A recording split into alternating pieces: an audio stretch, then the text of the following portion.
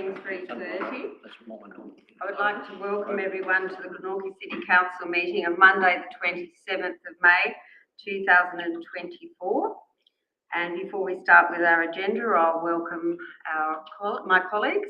So if I can start with Alderman Yaxley, Councillor Kendall, Molly Kendall, Councillor Harry Quick, Alderman Jen Dunsby. I'm Acting Mayor Sue Hickey. And we have the General Manager, Tony McMullen. We have Alderman Stuart Slade, Alderman Josh Cocksher, and Alderman Shane Alderton. Unfortunately, tonight we have an apology from Alderman Steve King, who is sick and can't be with us. I'm now moving to item 2, which is confirmation of the minutes of the open meeting. So moved. Thank you. A seconder. Thank you, Alderman Quick. Oh, sorry, Councillor Quick. Is there any discussion on the minutes? No? I'll put it to the vote. All those in favour? Show of hands. That's carried unanimously.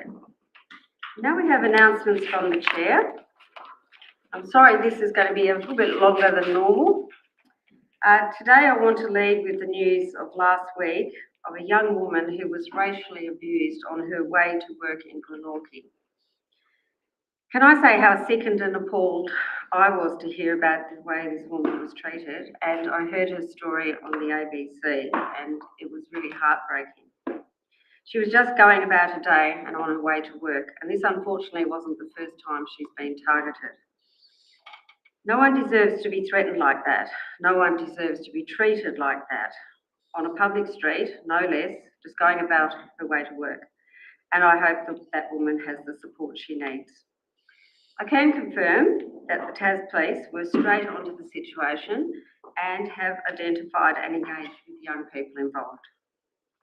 The behaviour she was subjected to is quite frankly disgraceful, and I condemn it in the strongest terms, as I'm certain that the vast majority of people in Glenorchy will do so as well. This is not the standard Glenorchy accepts, and it has to stop. All around this table, every alderman was deeply affected by this incident, so I'm going to ask each of our aldermen to express their own feelings on this matter. And I'm afraid I can only give them 2 minutes each. Alderman Dunsby, would you like to make any comment? Thank you. I think that you've summed up quite a bit there, but personally I find any action of bullying, racism or any form of discrimination absolutely abhorrent. If you know me personally or professionally, you would know I always stand up for those types of things, and I'll continue to do that in this role and personally as well. Thank you. Councillor Quick, would you like to make a contribution? I'm appalled, but in some way not really surprised. We have a cohort of young people in Glenorchy at the moment who are totally antisocial, and it really worries me that somewhere there's been a breakdown in our high schools, and I think we as a council should start liaising with our high schools to tell them that, you know, these things have happened, we're taking a stance, and racism of any shape or form is totally abhorrent, and we should do everything within our power to ensure that it stops. Thank you. Councillor Kendall. Thank you. Yes, as Councillor Quick was saying, I wasn't surprised, but I was very pleased that this woman came forward with her story, because I know how much bravery that would have taken and just how frequent it is. And because we're all white-appearing people around this table, we're not subject to the constant feelings of racism, whether that be microaggressions or just people not meeting the gaze of people that looks different from them or staring at them like they're some kind of novelty. So there's a huge spectrum, and I would really like to see us do more and on this council to invest in anti-racism measures.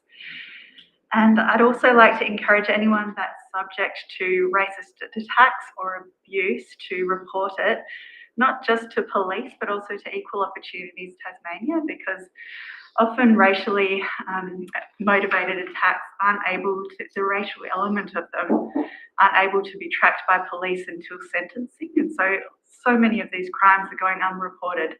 But Equal Opportunities Tasmania gives an avenue for reporting these incidents of racism. So I really encourage people to do that or to assist someone you know to do that. Thank you. Alderman Yaxley. Thank you, Mayor. Yeah, it's just simply unacceptable and shameful that people feel unsafe and subjected to racism in our community. It's just simply not on. We want to be a proud community and we want to be proactive on this type of behaviour. So if you hear racism, you need to speak up. You need to tell them it's not on. It doesn't matter how old they are. It doesn't matter if you're young and the person's old. It's irrelevant. So whether you see it, whether it's a casual comment or a really serious event that happened recently, violent or subtle, it doesn't matter. Wherever it is, homeschool, shopping at the footy club, wherever it is, you need to be stand up, and the change begins with us. And the change begins with us standing up and calling it out. And if we can start these small changes, fingers crossed that we can keep that permeating through the community. So, but it really comes down to us being accountable and holding those accountable. So, yeah. Thank you very much. Alderman Orr. Thank you, Acting Mayor. So I was appalled by the events of the other week. Racism is not acceptable in this community, neither is antisocial behaviour. It needs to stop, and we all need to call it out in this community. Racism and antisocial behaviour stops with me. So I encourage everybody that's watching this council meeting tonight, make it a topic of conversation with your family and your children. Talk to your children about racism. Talk about the fact that it's not okay. Talk to your family members. Talk to your neighbours. From a council point of view, we can do something about racism and antisocial behaviour too. I think we're making a fantastic step forward here. In tonight, we have agenda item number 16. We're going to elect 2 members to the Safer Communities Working Group. Hopefully that working group is going to engage with community leaders, community members, police and business and anybody in the community that wants to be part of this safer working group.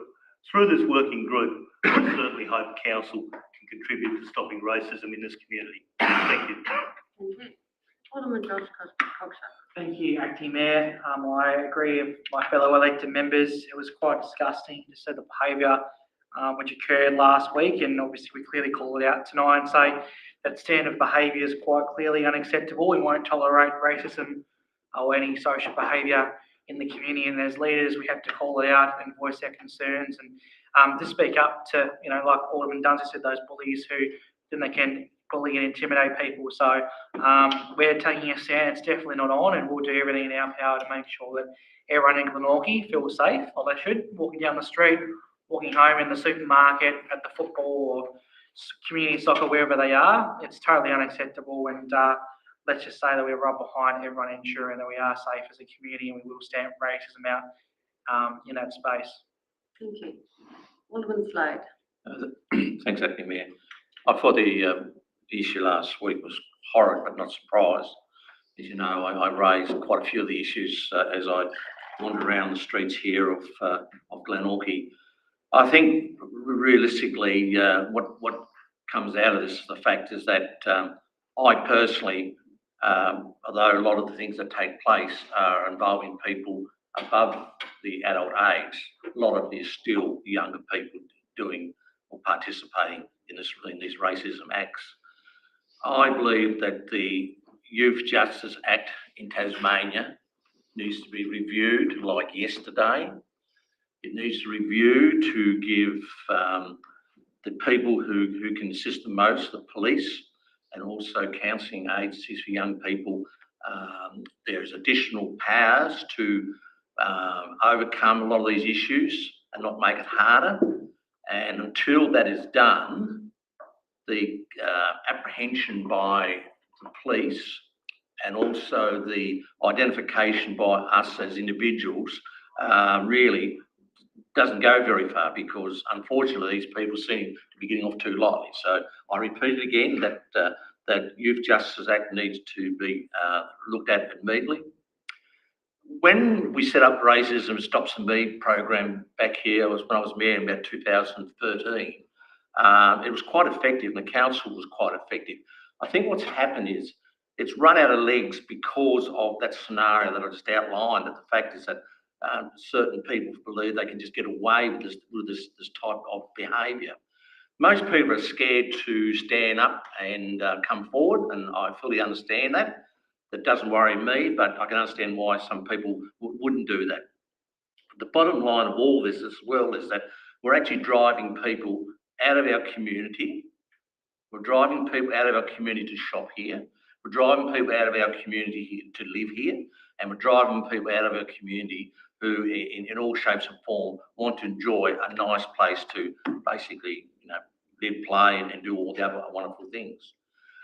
I think coming together as a group where a committee is a positive way, but I think the best example in all this is these people to be clearly dealt with in a punishment that suits the cause of the issue, and one that satisfies for once can we honestly do something whereby the person, the offender, is actually getting some help, where the offender is actually knowledge more than the actual, the person who's been offended against actually is knowledge more than the actual offender. And I think if we do that, then we're getting some balance in it. Until then, Mayor, I don't think we can do much. All I just say is I just like to see our council be more active in going forward and having some input into changes to the Youth Justice Act. Thank you. Yes, thank you. So I also have commentary that's been emailed to me from Alderman King, and I'll read that. Last Friday, I attended my grandchildren's school assembly, and proudly displayed on the gymnasium wall is a large banner dated 2015, Racism, It Stops With Me, and it is signed by the school community. I found this an empowering statement and would like to put it into practice in my life, as I know that my grandchildren do now and have witnessed them doing so amongst their peers. They boldly call out racism and are a great example to me. We must be bold and stand up for our convictions even when it may be difficult. There is a quote, "When good men or women do nothing, evil prevails." And let's be clear, racism among other forms of abuse is evil.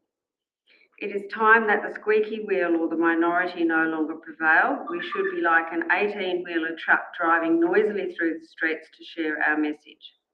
I propose that we as a council be proactive rather than reactive, and in a bipartisan approach with the community and all levels of government. Sporting clubs, etc., and as a starting point have a signing wall maybe on the back wall of the Moona Sports Centre facing our new Benfield Park with the slogan "Racism Stops With Me," and have a signing day with all invited and to continue to loudly share the narrative with council approval, of course. We would also surround it with flags of the community to show our support for all. An avalanche starts with a snowflake, which builds into a snowball, which then becomes a large field of snow. So it all starts with us in our own lives and home lives, that then as opinion builds, it then becomes an avalanche of opinion. It starts with us, it starts at home, and in our community, as it is often quoted, it takes a village to raise a child. We need to be that village of change. Neil Danaher was quoted as saying, "When all is said and done, more often is said than done." It is time to be the doers rather than the talkers. And that's Stephen D. King. I would like to, the reason we did this tonight was so that everyone online and in attendance could see that as a united council, we are all very much appalled about the racism in our community. And we are planning to do things about it and work together to address this. And we'll be working with all levels of government and all instrumentalities and police force, etc., and schools. And we do have that new committee about to be started today. We also have a new youth officer that we're putting on as well. We are aware of it. Our community has been proudly multicultural for many generations now. And to be quite frank, we are so reliant on the multicultural community and so grateful to them for the work they do, being our bus drivers and our shopkeepers and our nurses and our doctors, our dentists, and all of the other good jobs that they perform. So we won't be tolerating racism in Glenorchy. And I might point out too that, as usual, it's just a couple of bad eggs that make it really awful. The majority of people in Glenorchy are like the rest of us, good-hearted, well-intentioned, and are not racists.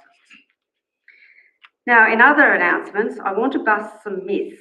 Many of them have been started here in the chambers during question time and then spread all over social media and beyond. Hence, I want to put it on the public record, and I'm now going to correct them as these items were put on the public record, and I don't think it's fair to our staff or our aldermen that they just hang there without correction. These myths circulating in the community cause confusion and concern and imply that we, the council, are wasting your money. I can assure you that the council's priority is to deliver infrastructure, activities and services that the community wants, needs and deserves. Elected members and staff work hard every day to provide opportunities for our city. I encourage you to speak to any of your elected members, including myself, or refer to the council's website or council social media for accurate information rather than rely on these unfounded rumours and speculation. So the Glenorchy pool, there are many myths around the pool. You can find the facts on the council's website. In fact, I don't think we've ever covered any topic so thoroughly. It lists all the questions and answers asked at council meetings regarding the pool since July last year, along with media statements and frequently asked questions. I can assure you that the pool has received regular asset maintenance, which kept it operational for 60 years, but was genuinely closed due to serious safety issues identified after an inspection to investigate the leak. There are no plans to sell the pool site, and council has not made or requested any changes related to the pool site title. Any changes to the land title for the pool site should be directed, any queries about this should be directed to the Lands Titles Office. Another myth, Berridale Caravan Park. The myth is that the council spent $5 million for infrastructure for Berridale Caravan Park. External grant funding was sought to complete infrastructure works needed there. However, the grant application was unsuccessful, so no public money has been spent. The loss of the BMX track. This was confined to use by Southern City BMX club members who mostly don't live in Glenorchy. It was flagged for relocation through a consultation process in 2020 and was relocated to create a national standard facility that can host national events. Sorrel Council agreed to relocate the track to Pembroke Park when a suitable, cost-effective site could not be found in Glenorchy. By relocating the track to Sorrel, it supports the whole region. Relocation was funded by the transfer to Sorrel of state government funds, including a $250,000 grant specifically for this project and $433,000 COVID economic stimulus money. The alternative was to build it in Glenorchy, which would have cost the city over $2 million plus ongoing maintenance costs for the exclusive use of only the club members. The CBD playground. This project did not go ahead. The money allocated for this playground was transferred with the state government approval to the CBD revitalisation program. Council is proactively building new play spaces and redeveloping others across the municipality, and hopefully you've seen some of those because they're very good. The purchase of land at Peltro Street. This was a strategic purchase given its proximity to a potential transit stop on the Northern Suburbs Transit Corridor. If this doesn't proceed for any reason into the future, there is an option to place the land back on the open market and recover or maybe make some funds. Glenorchy Jobs Hub. It was said that this was costing money. In fact, it is entirely funded by the state government through Jobs Tasmania and will be until the end of the 2026-27 year. And I'm very pleased to show you that I have a letter from the Honourable Felix Ellis MP guaranteeing that. So no cost to the people of Glenorchy. Sale of the deck. $8 million was received as revenue, so it was not lost money. As part of the sale, Council committed $2.4 million for the upgrade of Lloyd Road, which is yet to be expended. Tolosa Park. There is a rumour that Council spent $3 million to cart fuel from Mona to the Tolosa Reserve. This is completely untrue. Taswater accepted the fuel from Mona free of charge. Council has contributed $3 million to the $6.2 million Tolosa Park reintegration project, which is converting the former reservoirs into usable open space areas.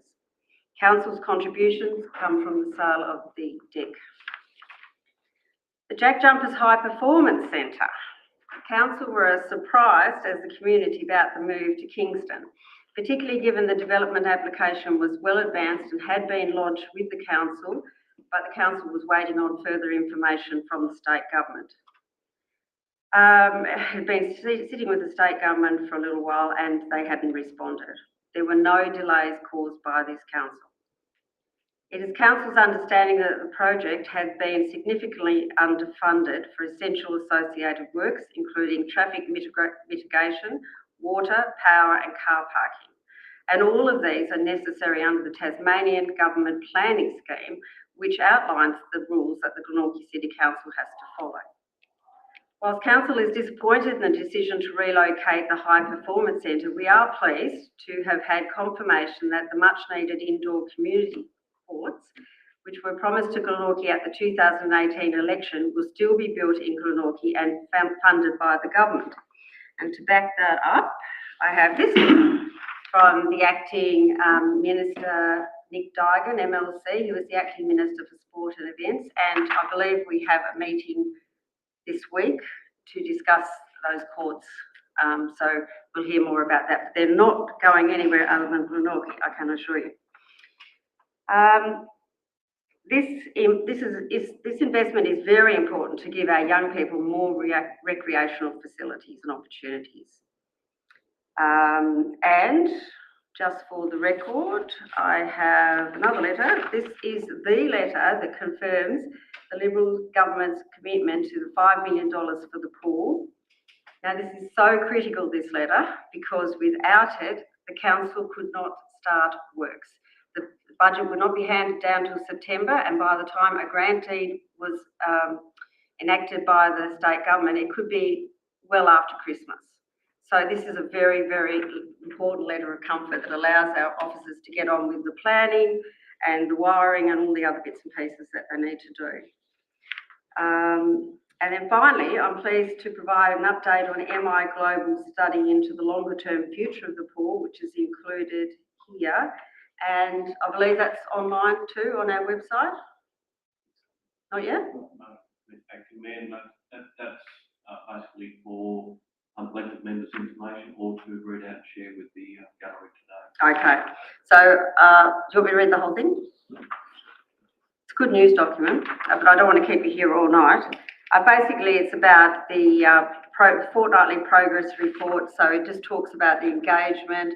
It talks about the options that the community decided on. There were 3 options: an outdoor 50-metre pool with social area, with an indoor 25-metre spa area, warm water program and toddler pool, an indoor multi-use facility, 2 courts and a gymnasium, indoor warm water program pool and an outdoor 25-metre pool, an indoor 50-metre pool, spa area, warm water program and toddler pool. But they are all being investigated, and there's going to be a second phase of engagement likely to occur in June. And this will potentially include a council session online, public insight session in person, 2 to 3 online workshops with key stakeholders, i.e. the pool advocate groups, neighbours, schools, etc. And note, these sessions will occur individually by group and contain 4 to 5 people only. But anyway, so we are still making progress on the pool, and we will still commit to a consulting. So that's all my announcements from the chair. I think you'll be pleased to know about that. And we move on to pecuniary interest notification. Does anyone have any pecuniary interest to declare? No? So then we have item 5, which is response to previous public questions taken on notice. The questions and answers are all provided. Makes for very interesting reading. I do recommend it to you. And then we're moving on to public question time. The council meeting is a formal meeting of the elected members elected by the Glenorchy community. It is chaired by the mayor, or in this case, the acting mayor. Public question time is an opportunity in the form of meeting for members of the public to ask questions of their elected council representatives about matters that affect ratepayers and citizens. In accordance with Regulation 31(2) and 3, Public Question Time, Local Government Meeting Procedures Regulation 2015, Council will allocate 15 minutes during each council meeting to invite members of the public to ask questions relating to the activities of council. Because it's an official meeting, the following rules and procedures apply to public question time. 1. Questions must relate to the activities of council. 2. Members of the public are to announce their name and residential address before asking a question, which will be recorded in the minutes.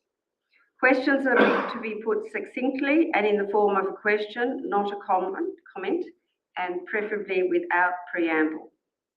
Questions must not be inflammatory, abusive, defamatory, contain a personal attack, or otherwise breach any rules of the meeting which have been explained by the chairperson. And again, if any mistruths are highlighted, we will be pointing those out next available meeting. The chairperson may limit the number of questions asked by each member of the public in order to ensure that all members of the public wishing to ask questions are given the opportunity within the allocated time. The chairperson will decide the order in which questions are to be asked and may rotate the order between different members of the public if individuals have more than one question to ask.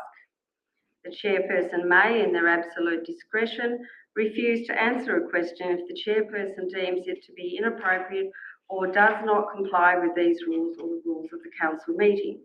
And B, take a question on notice, in which case the answer will be provided in writing prior to the next council meeting and included on the agenda for the next council meeting. 8. If the question is taken on notice, the chairperson may request that the member of the public submit their question in writing and may refuse to provide a response if the question is not provided as requested. And 9. The 15 minutes allocated for the public question time may be extended at the discretion of the chairperson at the conclusion of the time period. Council is to publish information relating to public question time, including any additional rules and procedures on its website. So do we have any members of the public who would like to ask any questions? Thank you. Is that Deanne? Yeah. Thank you.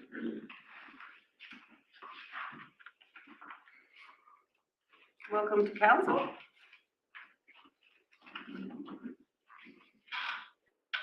Deanne Gilly, Wildlife Court, Granton.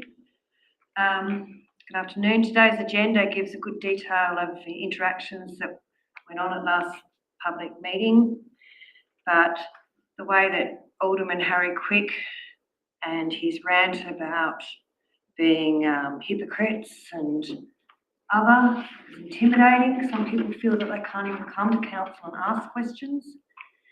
You know, do you think that perhaps maybe, like here in the elected members' statement of intent, that you know, you need to own up to your own wrongs and have some self-reflecting, and maybe we need to stop this bullying behaviour, and whoever gets the next new seat here in council, I hope they can be a fair person who acknowledges when people write emails to them, because the pool group and what went on with the community coming together in such a good banding moment was because a lot of the emails were never answered. And, you know, I hope that that bullying behaviour can stop. Do you agree, Mr. Quick?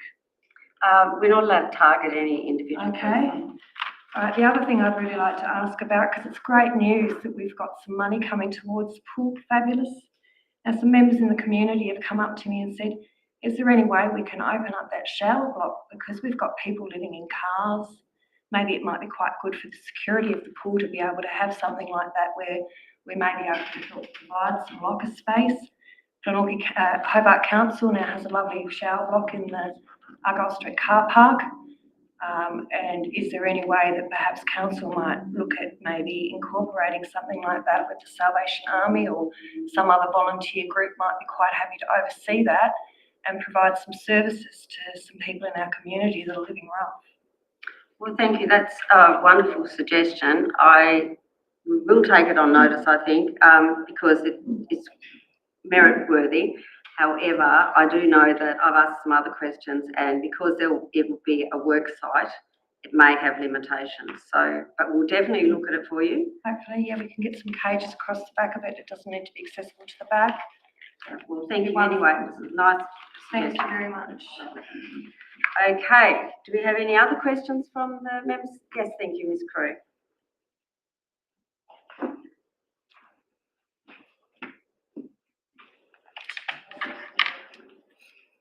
Hi, Marla Crew, for Nagle Place.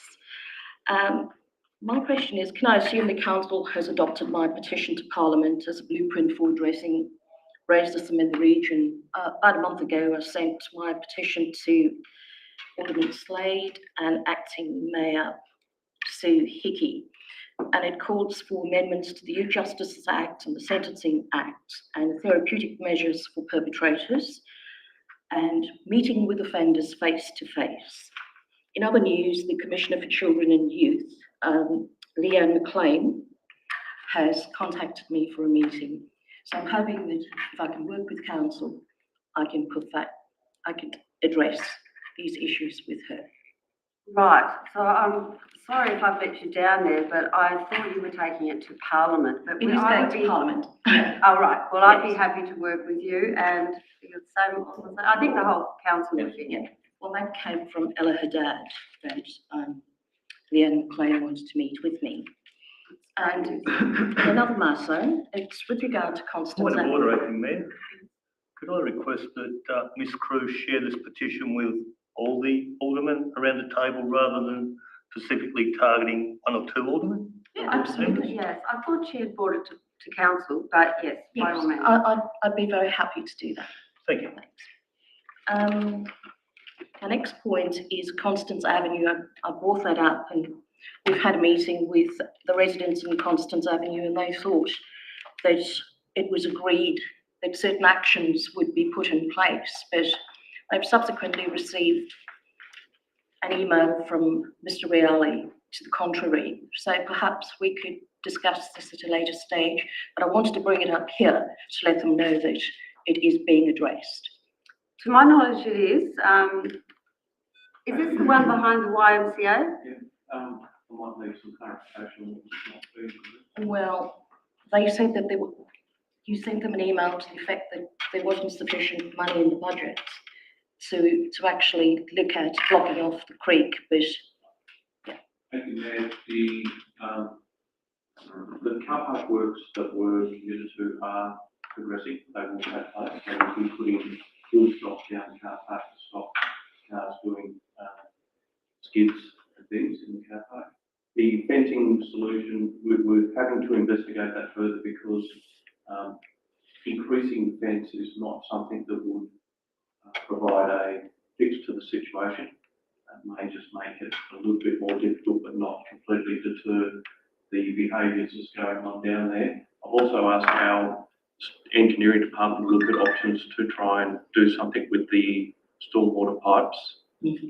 So we are progressing a number of different options that we're investigating. However, I can't commit to the fencing this financial year Sure. because that funding is not there, and it's not quite as simple as extending the height of the existing fence. Sure. But we haven't stopped looking at options. All right, thanks. I will pass that on. Thanks very much. Yes, and thank you for bringing that to our attention because just for the other members of the public, Ms. Crew identified with those particular neighbours that there was significant donutting and hooning in a car park, particularly dangerous and threatening to the neighbouring houses. So the council jumped onto it and is addressing the car park. So that makes it almost impossible for people to do the hooning. But there is an outlet there from a public drain that young kids get into and cause a lot of mischief. So that is what we're referring to with the fence. Yeah. Can I just ask anyone who's asked questions, do you have them in writing so we just help our minute taker? Absolutely. And can I also just say that they're also very grateful for the action that council has taken and that you addressed it so timely. Thank you very much. This is what we'd like to see, all of us, everyone here would like to see more practical things that we can, that once something is identified in the community that comes to us and we can then address it. Thank you very much. Any further questions? No? Can I ask a question for this lady? Yes, you can. Would you like to come to the front?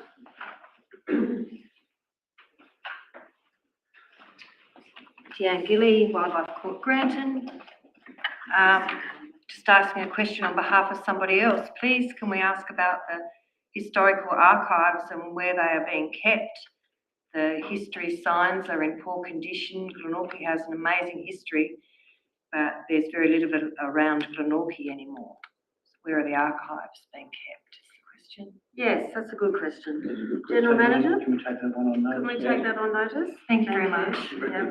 We all value history, so I'd be interested to get the answer on that. Thank you. Ms Freeman, have you got a question? No? No one else from the audience? Well, that brings public question time to a close. Thank you. That was very pleasant, so it was good.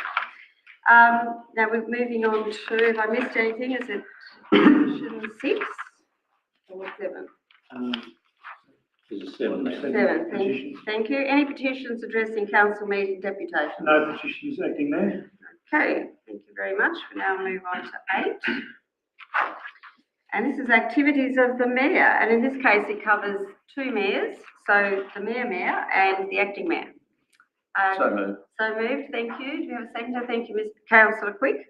Any questions? Thank you, Alderman Dunphy. I just wonder if you could elaborate on your meeting with John Hardy from RSL Tasmania. Yes, that was a very interesting meeting. Mr Hardy came to visit, and I think the major focus of the RSL now is to always have commemorations and remember those who passed and fought valiantly for us. But the big focus is on the living and those who are struggling with housing. So he has identified that this is a huge problem for veterans who are unable to get housing and unable to live with dignity after having served their country. So, yeah, that's their major focus. And like all not-for-profit organisations, they're strapped for cash, so they're looking to work together with councils and communities to see what they can do in the way of getting government grants or granted land. They've got some models for houses that they can put up quite quickly, but that's their major issue, and looking after the mental health and wellbeing of returned veterans. So on the agenda, it says you discussed the Glenorchy War Memorial. Oh, yes. What was their view around that, if you can share that? Well, they've done extensive investigation into the pool history, and in that era, as you'd appreciate, across the country, a lot of communities built memorial halls and memorial libraries and memorial pools and things like that, but they're not deemed as official RSL legacy halls or facilities, because they've found that no official marches, it wasn't used for official purposes in recognising returned soldiers. So it doesn't hold a memorial history, it holds a history within the community, and it was dedicated to soldiers by the community. It was fundraised by the community, it was named by the community. So I think I got that right, is that correct, Mr Hardy said that clearly they can't be identifying every single hall because they just cannot afford it. So as I said, their focus is on the living. They have investigated it. I think they've gone there 3 times to match things up, but it's not an RSL identified memorial. Thank you. No, anyone else? Thank you, Alderman Alderton. Yeah, thank you, Acting Mayor. On the 23rd of April, you wrote the Premier of Tasmania seeking acceleration of the release of the $5 million funding committed by the Liberal Party during the state election campaign for the repair and reopening of the Glenorchy War Memorial swimming pool. I'm just wondering, can I ask, did that letter you wrote to the Premier also involve the letter that every single member around the room here signed? That was the letter. That was that letter. That was that letter. Okay. And then I'd just like that. Is it possible to have that clarified in the minutes? Because it's just interpreted by some in the community that you, as the spokesperson of council, obviously wrote a letter on our behalf. no, I believe that is a letter that everybody signed. I could stand to be corrected. But what happened after that was negotiations with Madeleine Ogilvie MP, Minister, and we explained, and Minister Ogilvie came out and had a visit at the pool, and all of the imperfections of that pool were identified, and she went back to the Premier and to Cabinet and understood our request that if we didn't have this money, it would be another year before we could even start planning. So that's where, without that engagement, it would have sat as a letter in the Premier's in tray. But it was a letter begging from all of us here. I want that to be very clear. And each of these things that have been answered have been letters from all aldermen. So that seems to be the truth. So I just wanted to make the point that another mistruth sort of circulating in the community is that you wrote a letter and basically the perception or the understanding isn't from some in the community that we wrote a letter or we signed a letter. So I just wanted that clarified. Well, I'll clarify that here loud and clear. We, the community, we, the council, wrote a letter on behalf of the community asking for the money and stating if we didn't get it, we could not even start. We would have accepted 1 million just to start the plans, by the way. And then Madeline and I worked behind the scenes with some of the officers, and we got Madeline there to have a look. Madeline worked on the Premier and the government. I sent the Premier a couple of text messages as well, and next thing I know, we have the guarantee. Thank you for clarifying. So whilst it's not money holding stuff, it is a guarantee that we will get this. So we can now commit our own funds, which are not surplus funds, but we can start work. So we've saved a year, which I hope everyone's happy about. Right, thank you. Councillor Quick. Over a month ago, you wrote to the Minister for Transport about the foreshore and Brooker Highway, a disaster waiting to happen. I'm a little bit disappointed in light of how quickly we got responses to some of the other issues that we haven't, to this stage, got a response. It was something that, you know, as I say, is a disaster waiting to happen. I could not agree more with you. I was there on Saturday morning on that intersection. It is a nightmare. Yes, I'm sad to say I haven't had a response from Minister Betts, but we will take it up further. And I'm just wondering if it's okay, General Manager, to ask Mr. Riali, was it in black spot funding and we just didn't get it, or?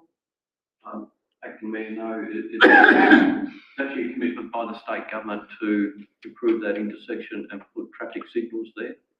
So it's not subject to black spot funding or any other grant funding sources. So it was an election commitment? No, it's just been a commitment from their transport section, recognising there is a need for safer traffic signal crossing there. And from memory, that was 8 months ago or something? The discussion with State Road has been going on for a couple of years now. Well, we might have to write another joint letter, or I'll bring up the local MPs. Thank you, Alderman Cox. That's what was going to be my mention. Given a new government and minister, is it worth in general business later on moving a motion to write to Minister Betts by the whole council to bring this issue back up, given it being it's 8 months and the new government's one with the cabinet? So. Is that I think also each and every one of the individual clerk members, because as you know, Minister of Betts is Franklin, so it mightn't be his highest priority, but that is one of the most dangerous intersections. There were cars coming and going, and we've got the Montrose Play, foreshore, bike track, etc., and Montrose School. So Skate Park, yes. Thank you. I hope Acting Mayor, we can incorporate that when we discuss it later. But it's the only roadway in Tasmania where you have come down to an 80km/h speed limit and you've got a school. There's no other one in Tasmania. So we'll talk about that later. Yes, thank you. Extremely dangerous. Yes, so yes, well, we've had a few wins, but we need to win that one too. Any other questions?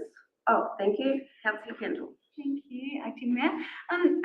So this is in regards to your meeting with John McRae, where you walked along the rivulet, which might have been slightly treacherous. So the rivulet, this is in Newtown, that borders Glenorchy City Council and Hobart City Council. So my question is, in regards to this, a path forward for our council helping to protect that rivulet and its very special inhabitants, which include a platypus and lots of other incredible wildlife in the rivulet there.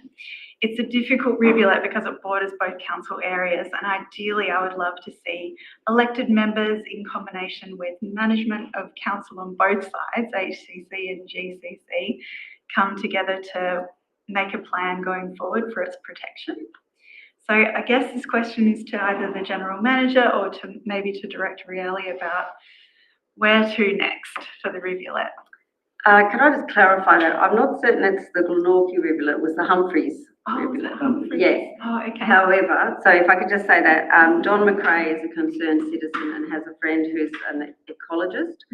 So he wanted me to go for this walk up the rivulet, which was very interesting because we saw people dumping stuff into our rivulet.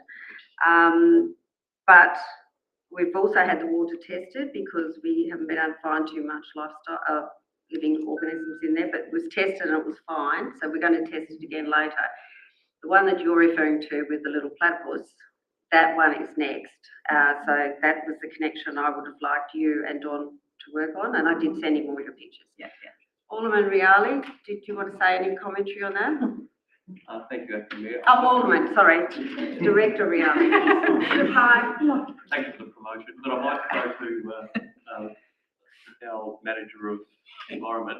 There has been some progress and discussions happening, which Luke might have more detail on. Thank you. Would you like to come to the table, please, Luke?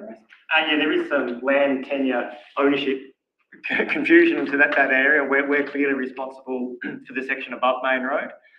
Historically, Hobart Council has managed the section below Main Road. The boundary is the top of the bank on the northern side. The grey area is what's the top of the bank, and then that leaves a very narrow strip between the top of the bank and the property fences.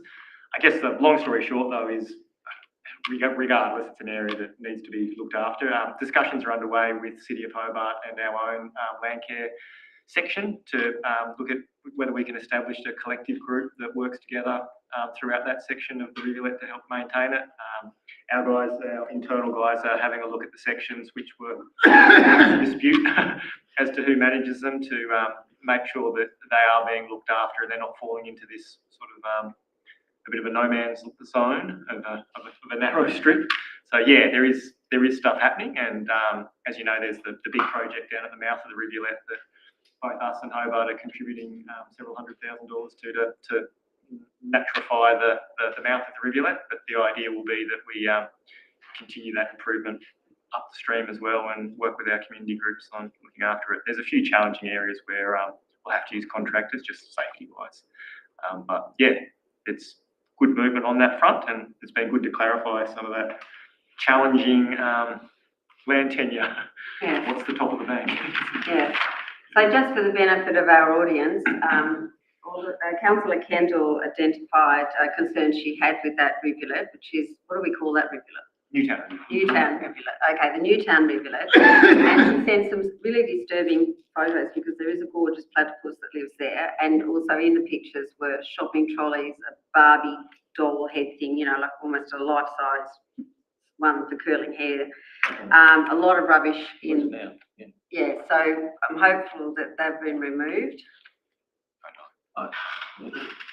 Well, could we look into that? Thank you.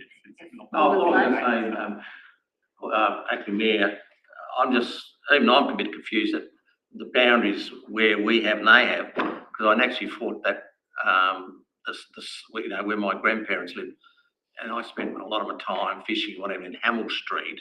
To me, that's Glenorchy area. They pay Glenorchy rates there. I'm just confused that to me it would mean northern further up would be Council Hobart, and southern would be Glenorchy. But can we just sometimes discuss that? I just think it's a bit of a funny. Sorry, Director Reali. I could provide some clarification Thank you. on that. So above Main Road, Yes. The municipal boundary goes up to Middle Creek Road. Correct. On the bottom side, the municipal boundary was aligned to the property boundaries.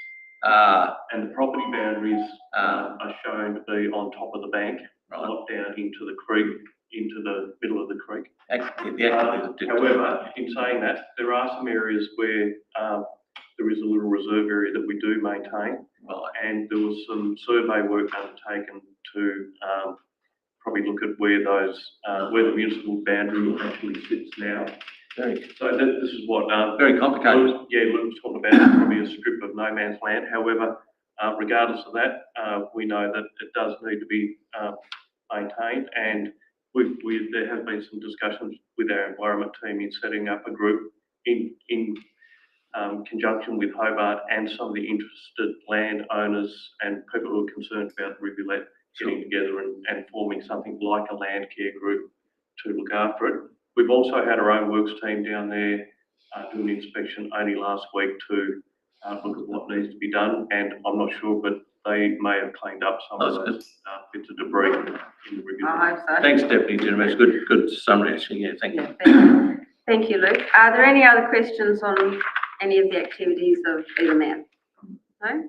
So the recommendation is to receive and note the activities. Can I have someone move? I've done it. Oh, we've done it. Of course you have. All right, so I'll put it to the vote. Those in favour, raise your hand. Thank you. It's unanimous. We move on to item 9, the proposed waste management fees and charges for 2024, 2025. Mover. Thank you, Councillor Quick. And thank you very much, Councillor Kendall. Seconder. Okay, discussion. Thank you. Alderman Yaxley. Thank you, Mayor. Back to Mayor through you. Just a question I have, a common question I would say that we all get. He's asking about why we don't have tip tickets or a free tip day in Glenorchy. And I just wanted to find out, obviously the state waste levy is a significant reason in terms of the costing for that. I just want to get on the record in terms of some clarification around the reasons for that. Would you like Thank you, to Mayor. I answer? might start and then perhaps get the manager involved. Essentially, in the past, it has been a practice in a number of councils for there to be free tip days and sort of green waste pickup days and the like. The reality is that in terms of the free waste days, in terms of waste disposal at the tip or at the landfill, the reality is that the landfill space at the tip is a scarce commodity, and what we're seeking to do is to ensure that we can preserve the capacity of that landfill for as long as possible to serve Glenorchy residents. In the longer term, when we reach the end of life of our landfill, we are looking at needing to create a new waste transfer station and then dispose of the city's residential waste, most likely at the Copping landfill. So we're talking about probably a more expensive setup in future. So from that perspective, we're trying to make sure that we can preserve the life of our own landfill as long as possible, because it's cheaper for our residents. In terms of some of those other collection days, there are other issues around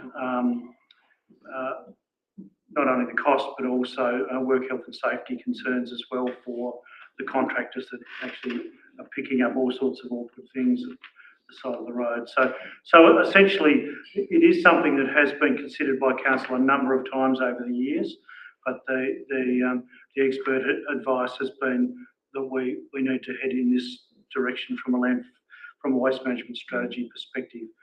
Acting Mayor, I'm not sure whether the manager... We did do one of those. Yes. We did do them once. Yeah, I can tell you a little bit more. I think the specific issue was brought to council, I believe it was 12 months ago at the same meeting when we were setting fees and charges, so I'm happy to dig that out and send it round. I'll try to remember off the top of my head the majority of it. The big one is there is no free waste, like it comes at a cost no matter what.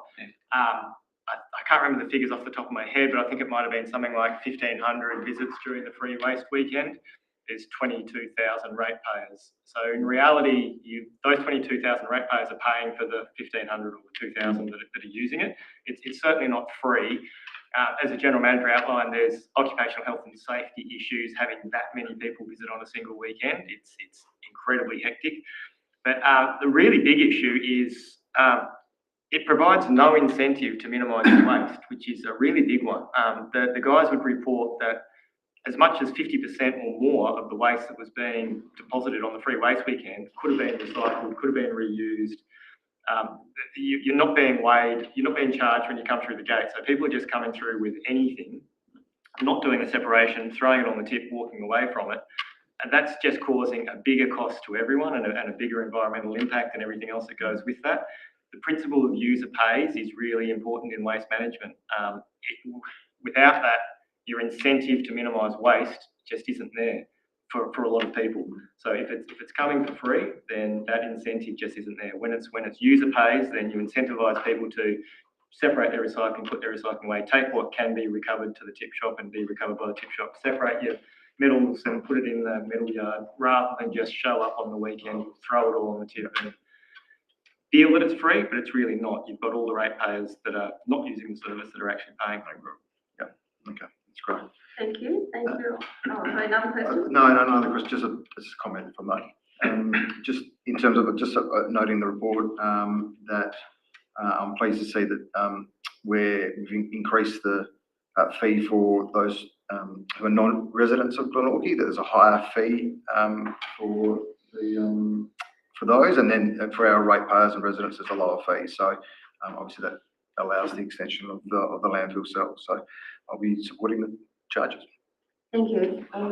Alderson. Thank you, Acting Mayor. That brings me to a couple of questions actually in light of the comments made about in regards to some of Alderman Yaxley's questions. So in regards firstly to the higher fee charged to non-residents, my question is that's only charged to commercial customers, not ratepayers and the general public. Is that correct? No. So there's three, Alderman, there's three separate charges. So there's a local resident rate for your general waste. There's a non-local resident rate, which is higher. And then there's a commercial rate, which is higher again. So how are we identifying residents versus non-residents? So let's say if somebody lives at Brighton rocks up with a bootload of rubbish, because it's obviously cheaper to get rid of Brighton and Bridgewater's rubbish at our tip by the bootload than what it is at the transfer station at Bridgewater, for example. How do we identify that individual with your licence? Right. Because with due respect, I've been up and used the tip facility, and I've never been asked where I live, where I come from. I've never been asked to produce my licence. But are you talking about a bootload? I'm talking about if you go up with a trailer load, a bootload or whatever. So my understanding is you go on the weighbridge. If it's less than the minimum weight, you charge $17. If it's greater than the minimum weight, you charge whatever the tonnage is. That's right. As well as if you're not triggering the tonnage, then it won't be relevant as to where you're from because the minimum bootload is simply just a minimum bootload. We don't think people are travelling really long distances to save $1 on their minimum bootload. Well, I think it's about $8 difference is the actual fact. So have we ever considered, identifying everybody and charging a slightly dearer amount for a bootload for non-residents? Obviously, we want to extend the life of the tip. We don't really want to be filling it up with everybody else's rubbish up here. That's exactly the principle. I'd have to double check the fees. I mean, I know I've checked just before we came in. Because it was mentioned to me, I had a quick look at Hobart and Clarence, and our minimum bootloads were basically identical. Might have been 50 cents in it. So I think, for example, like we're charging $7. I think Bridgewater charged quite a bit. 20 something, 25 might be.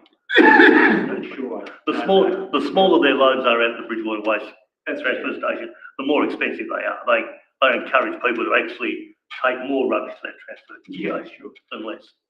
Look, it's just a cost-benefit scenario, I guess, in the end. Minimum bootloads, as I said, they're so small and the fee difference is so marginal. I'd have to double-check Brighton, but like I said, I checked Hobart and Clarence just before I go. It was 50 cents, I think, was the difference. So the idea of driving for 30 k's to save yourself 50 cents is a little bit bizarre.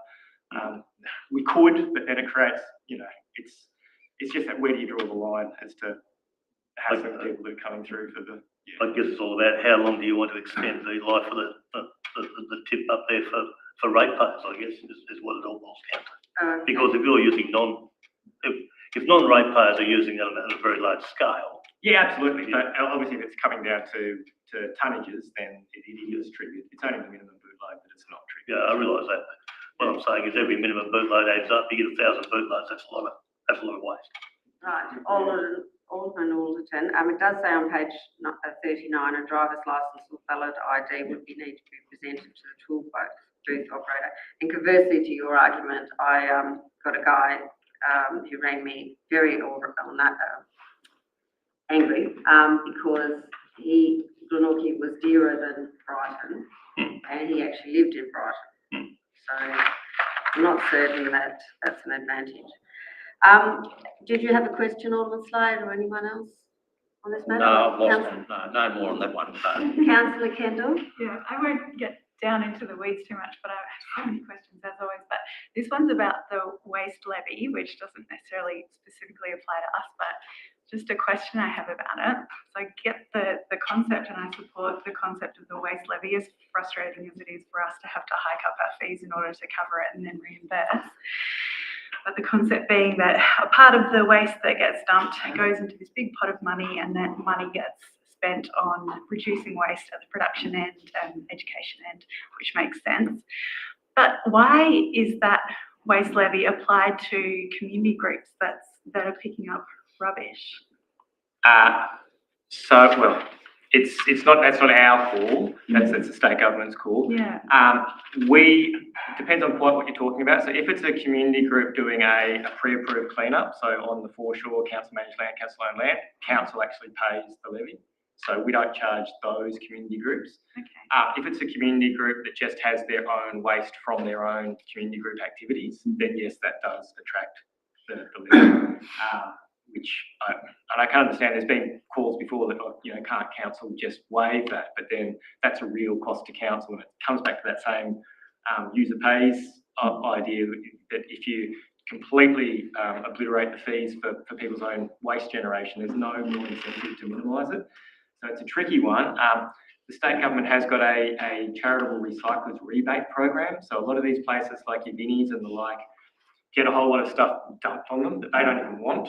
So they can then apply for a rebate of the levy directly through the state government. It's nothing to do with us, so we can't do it for them, but they actually can get the levy back through the state government, but we have to charge it and then they have to rebate it. It was just the way they decided to do that scheme.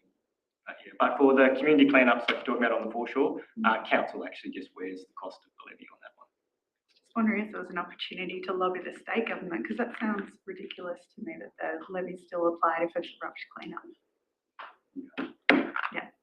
Okay, we Pretty can much to do with discuss it if you like. Yeah. Okay, so that's the end of that debate.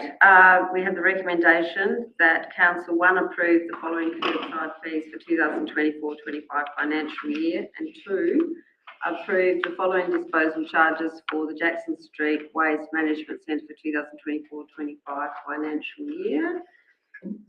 Sorry, As mover of the motion. Yes.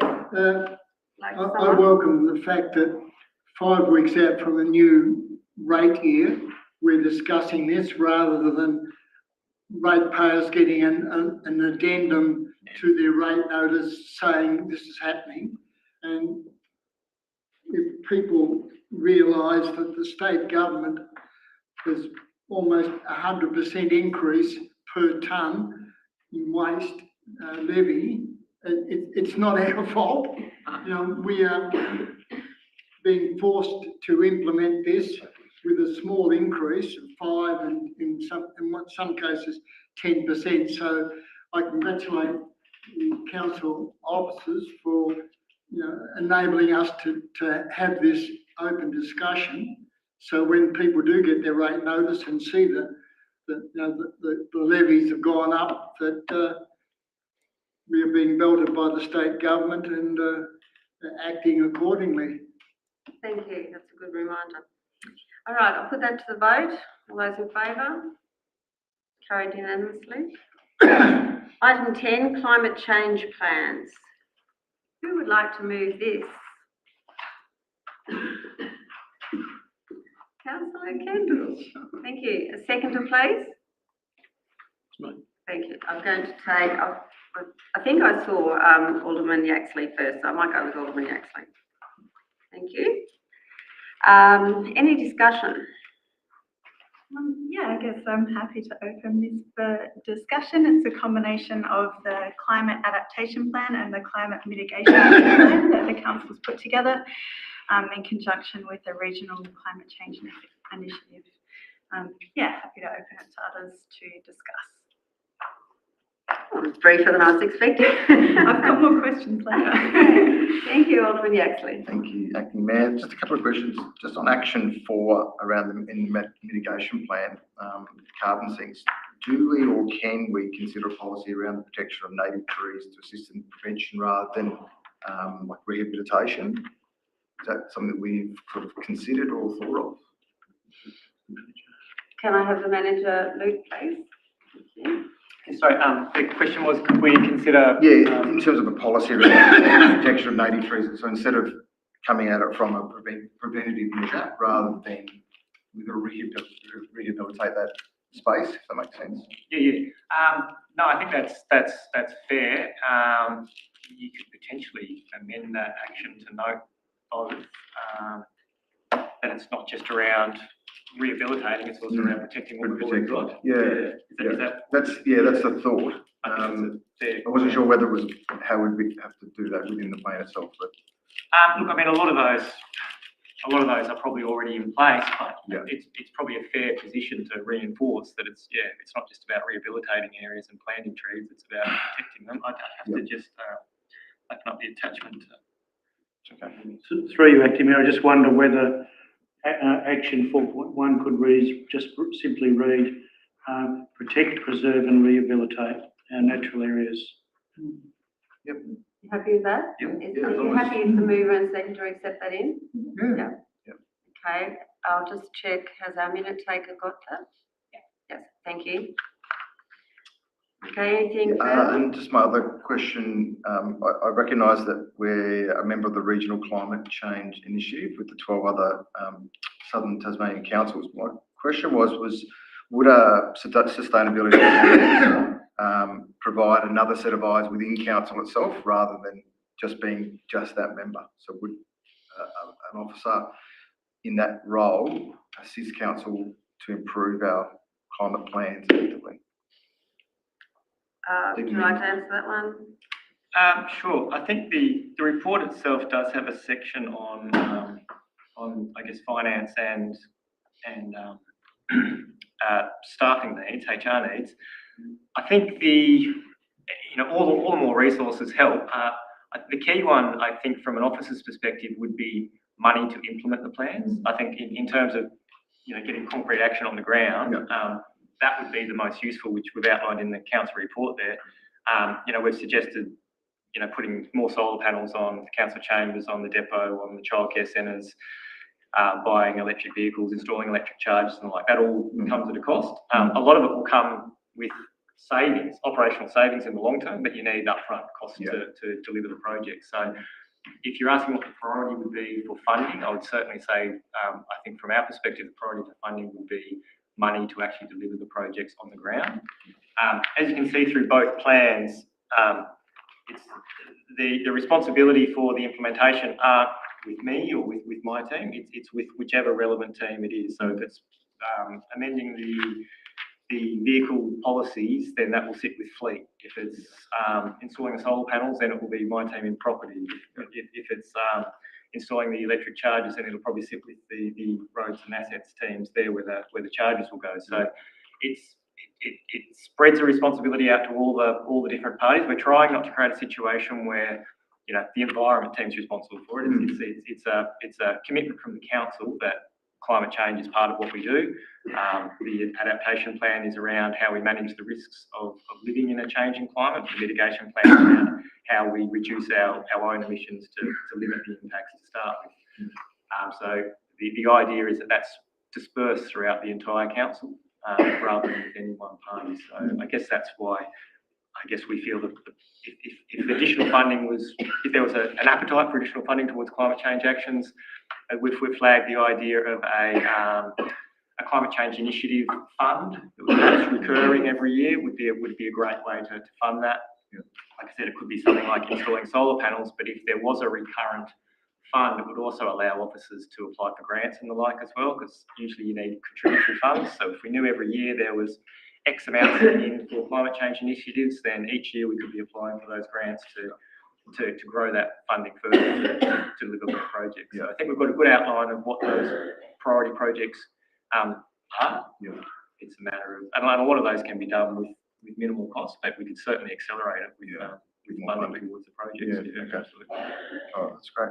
And just a comment, if I may, just from on the plan, it does certainly put a lot of things into paper, puts it on the paper, it gets us on the good direction forward. I think it's a really good start, a lot of the actions. Someone mentioned in the feedback from the community, it was a little bit low-hanging fruit, which I can appreciate that, but I also appreciate that it's good to get a start and it's good to have a plan going. I perhaps would like to see some deadlines around the ongoing and the it's just an ongoing thing, and perhaps having some deadlines around it, but I'm happy for it as it is. And I potentially just would like to see perhaps a review of this policy within, or the plan within 12 months, just to see the progress, perhaps add other actions that we could potentially have or come across over the coming 12 months. So that would be my only comment on that. It's always good to have deadlines. Luke, is that a review date on that document? So there's, I believe Alderman Yaxley's talking about so all the actions have timeframes on them. Quite a number of them say ongoing. Rather like some of them do set a firm time frame, but I think, well, the challenge is some of them are like, because of, as we've outlined in the earlier report, like our introduction of the FOGO caused a huge reduction in our emissions, over 50%, like a massive reduction in our emissions. So there's a commitment in there to maintain that service and to keep it as an opt-out service rather than an opt-in by exclusion. So that's listed as ongoing because I guess it's something that's already in place and we don't want to stop. Yeah. So I can't really set a date for something like that. Yeah. Whereas what have we got as an example? Was increase the number of wells and flares installed on a landfill is set at 2025 because there's an active program to get that done by that deadline. Yeah.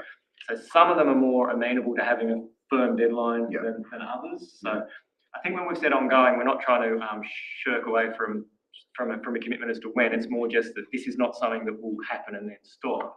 Yeah. It's something that we want to continue. Yeah. So maybe Alderman Yaxley, I don't want to put words in your mouth, but a regular review, reporting back to the council. Yeah, and I think the idea there would be a 12-month report back on the implementation, which would be great. You happy with that? That'd be great. Thank you. Anyone else want? Oh, got lots. Okay, we'll go with Alderman Alderson. Okay, thank you. Back to me. Just a question directed at Luke. In regards to attachment number 2 and reading throughout the document, soft plastics are a big issue, and obviously their manufacture contributes to global warming, climate change, and even the byproduct of the waste lying around our city.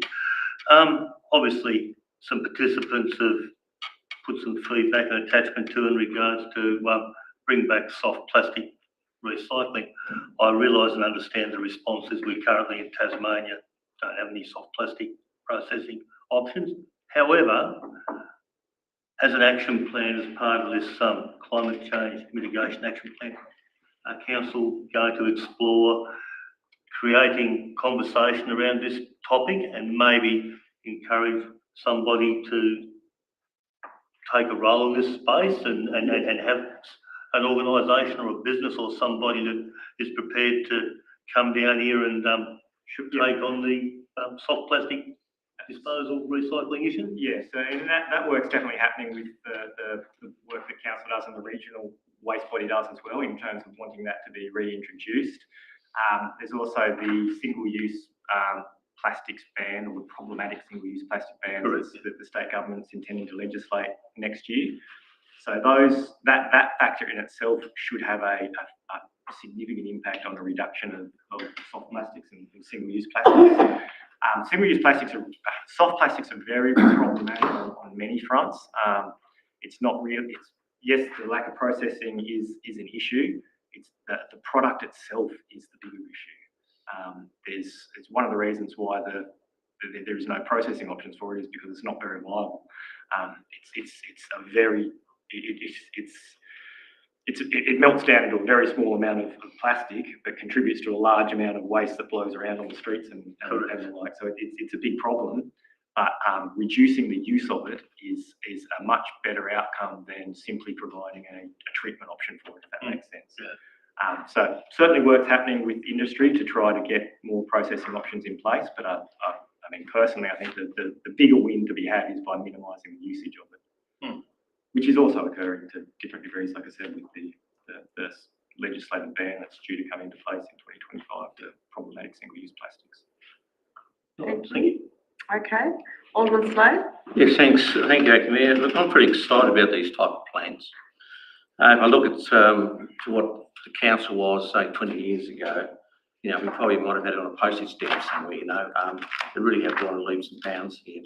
I think the real challenge to us compared to boards that I've served in the past, the context which a board works under is so small, but the issues that council's got are so large.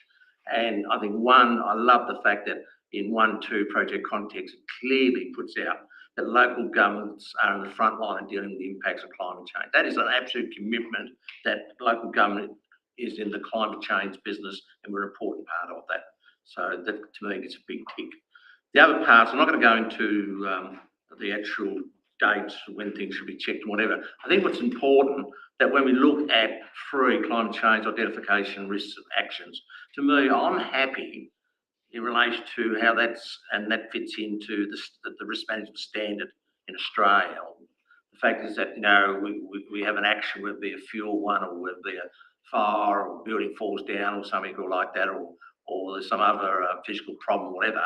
Exactly, it takes us through the process there, Acting Mayor, and what we do and how we deal with it. Now, I feel very comfortable, as in brackets, a para director, being a local government representative of this great city, and be able to assure the ratepayers that we've got a hard-working team that's working through this. And I have no doubt, apart from the fact it's been mentioned, that it'll be reviewed once a year there on a particular point of the very good manager, that I know for a fact that if a risk identified itself or whatever, you would bring that forward anyway. So to me, that is a great process, and that's how I'm reading this document. And gentlemen, please pass it on to other people as well. The fact is that we've actually got a document at last that, I'm not getting too much in the time frames, but the fact is that those changes can be recorded, bring back to us. It actually complements working with insurers, it complements working with other stakeholders, that's government, and more importantly, it complements that we're taking climate change seriously. Are we the best in the world doing this? Probably not, but by golly, we started to act there, and I'm very pleased that we've got the start already. Thank you. Thank you. Any other contributions? Would you like to speak to it? Yeah, I have a question, so I probably should have Questions posed first, yeah. earlier. So my question is about the budget bid that I've been trying to push behind the scenes since late last year for a climate resilience and sustainability officer at council. I really think to take progressive action on climate change, it takes dollars. So I want to see us invest money in employing someone in delivering these plans. So my question is there still an opportunity for this to be incorporated into the budget, or has the budget been finalised? General Manager. Through you, Acting Mayor. So we've got a budget, a final budget workshop is coming up on the 3rd of June. And I know that there has been some discussion around the table in relation to this issue. And so I would envisage that issue would be going to the budget workshop on the 3rd of June, and then that will determine whether it's brought forward as part of the formal budget process. Okay, thank you. And my follow-up question is, firstly, I wanted to say, yeah, it was great to read the Ricky plan. So that's the adaptation plan, and I really encourage the community to check that out because yeah, it really gives a sobering snapshot as to our area and how climate change will affect it in the coming years. So shout out to management and also to Ricky for helping prepare that. The mitigation plan is our opportunity to have vision and to do things that will make life easier for us and our community in the future. And my, also shout out to all the community members that diligently gave feedback on our plan on the website. I really appreciate when community takes time to do that, and so many of you did, so thank you. I get worried when I see ongoing in a plan, and like we talked about before, and yeah, and seeing FOGO on there was just a little bit of a bugbear for me. It's the big low-hanging fruit, and I know it had massive impact, but it happened back in 2018, so years ago, and I don't see anyone repealing that now. I can't imagine anyone around the table saying, after we've done all this effort to install FOGO, let's revoke it. So I don't think that's a plan. I don't think that's looking forward. I think it's sort of write a to-do list and then checking it off immediately. So it was hard for me to see that in there. But I would just love, I'm happy that we've incorporated some of the comments from community about canopy. And I understand why ongoing's in there because we just don't have funds allocated to say, here's a chunk of money that's going to do something other than business as usual. And I don't want to be down on it because it's the first time we've done this plan. And I know some community members said, don't do anything. But I think it's our duty of care and responsibility to take leadership in this space. And without money, I just don't think that we can do that. So as a starting point, I would like to see us put measures in there. So stuff like, I'm just pulling this out of my head, but it would be whatever is achievable for our council, considering that people are doing this off the side of their desks. So something like 30% of council buildings having solar by 2030, or 50% of Glenorchy LGA's canopy being restored by 2040, or 60% of the Glenorchy staff catching the bus or riding their bike to work by 2050, say. So whatever is achievable, but just having measures in there so it actually keeps us accountable, and possibly even a carbon zero. Who knows what year that might be in, but just something to head towards to give us some ambition and some encouragement from the community that we really are serious about taking climate action. And I hope that my budget bid will have a person, not to lump all of these responsibilities of environment on, but someone to actually hold everyone else in council accountable to the things we've signed up for. So that's my hope. Yeah, so I guess my question is, long-winded though it may be, are we willing to put dates and percentages alongside these little KPIs we've made up? I guess it's a question beyond me to make that call, but there are milestones set, so it's probably not quite what you're asking for, but it would still result in the 12-month report coming back saying, percentage of eligible properties are on the service. So it might not say that we want 85%, but you will still get that figure back to monitor how that's improved, or the number of increased number of wells or flares that's been installed, or the percentage of non-combustion vehicle engines that we've bought, or the a review of the policy that's been undertaken. So whilst it hasn't said we will be this X percent, it is saying that these are the milestones that we will report on. So it goes some way, I think, to what you're asking, but I think it's a commitment that's beyond me. If council wants to sit around and make an actual target of we want 50% of our fleet to be electric or whatever it might be, I'm open to that if council wants to resource that and make the statement. If I could just clarify on the FOGO one too, just one of the reasons that's in there, as you outlined the impact that's had, if you go back and look at those pie charts, and you look at our council emissions, and you look at organic waste in landfill, you almost cannot see any other impact. It's that big. So yep, we've knocked it back by half, but it's still the majority of our greenhouse gas emissions is from organic material breaking down in landfill. It's so important that every other action that we take is almost irrelevant compared to that action, just in terms of numbers. And you can look back through the plan and you can see those graphs that you almost can't even see any of the other coloured slivers other than the organic waste. It makes up such a huge proportion. And it's in there to reinforce, I guess, a policy position that it stays as opt-out by exception, which is the wording of the action. We get a lot of requests from the community that I don't want to opt out, I only want it if I want to opt in. So it's trying to create an endorsed strategy that has that as a formal policy position that no, council's made a very deliberate decision that it's opt-out by exception only, because that will undo a lot of our good work.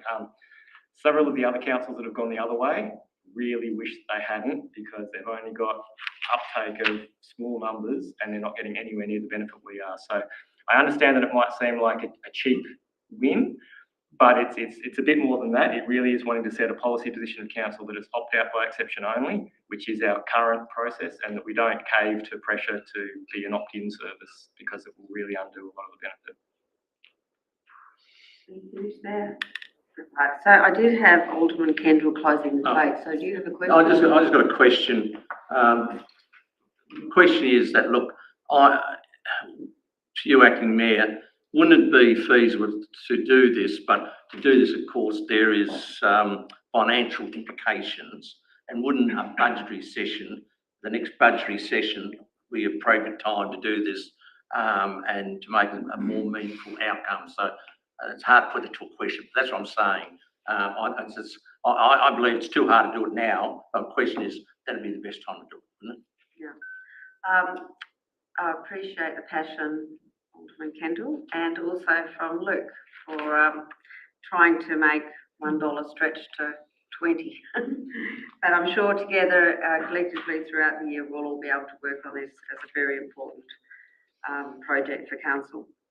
So we have the recommendation. No, sorry. I'll just go to, through the course of the debate, Acting Mayor, there was the discussion around the 12-month report back, and we haven't got that formalised at this stage in the resolution or recommendation. So the question would be whether the report on the progress of actions, I've got to read my own writing, I've got the glasses on, arising from the plans occur every 12 months. What about ones like I brought up, General Manager, that if something major happens, that gives opportunity for the manager or the director to bring something forward?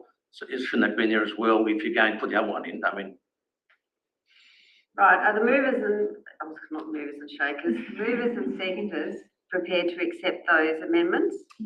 Yeah. Yes. Yes. Everyone happy with that? Yes. Did the minute taker get them? Do you want a separate resolution for this? Yes, probably 3. Yeah.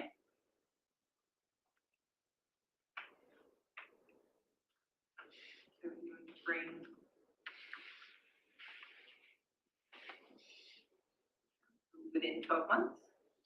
Oh, and as needed. yes, If a risk is perceived. Yeah. Or potential risk is. is identified. So. Yeah. Yep. Everyone happy with that? Yep. Okay, can I have a show of hands, please? Got a little. Just to bring a report to council That should be annually. or monthly. Yeah. Okay, can we just make that, sorry, before we show hands then? Yeah, so Alderman actually is right. Mhm. He's annually. Mm. Part I'm talking about, if something else is brought up in between time. But that's Okay. different. But the annual one's locked in. Excellent, all right, now, show of hands if you agree. Yes, that's unanimous. Right. Thank you. Right, we're moving on to item 11, Capital Works Status Report. Who would like to move this? Thank you, Alderman Cruikshank, and I need a seconder. Thank you, Alderman Dunsby. Debate? Thank you, Acting Mayor. I think it's a very good summary of what's been going on in terms of our capital works budget. Obviously, there's quite a lot of money there to go back into the community, which is highlighted. I think we had the session last week on Tuesday with the community yarn, particularly the playground spaces. Obviously, we've got Benchfield Park and Gibbons Reserve as the two main ones, and there's others going out towards the end of the year. We've got Corinda Park and West Moona due for July, Pitcairn Street, Battersby Drive, and International Peace Park in Berridale, which has been completed. So overall, great to see we're doing some good things in regards to capital works for the council. Thank you very much. Any further discussion? Thank you. Councillor Quick. I'd like to see, when we're talking about football packages, they're not football, they're soccer.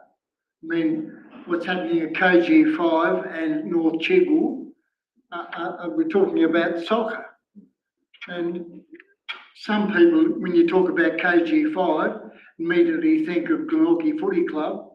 So I think we need to be a little bit more pedantic and rather than football packages, because there's a huge amount of money being expended at Football Park, as I call it.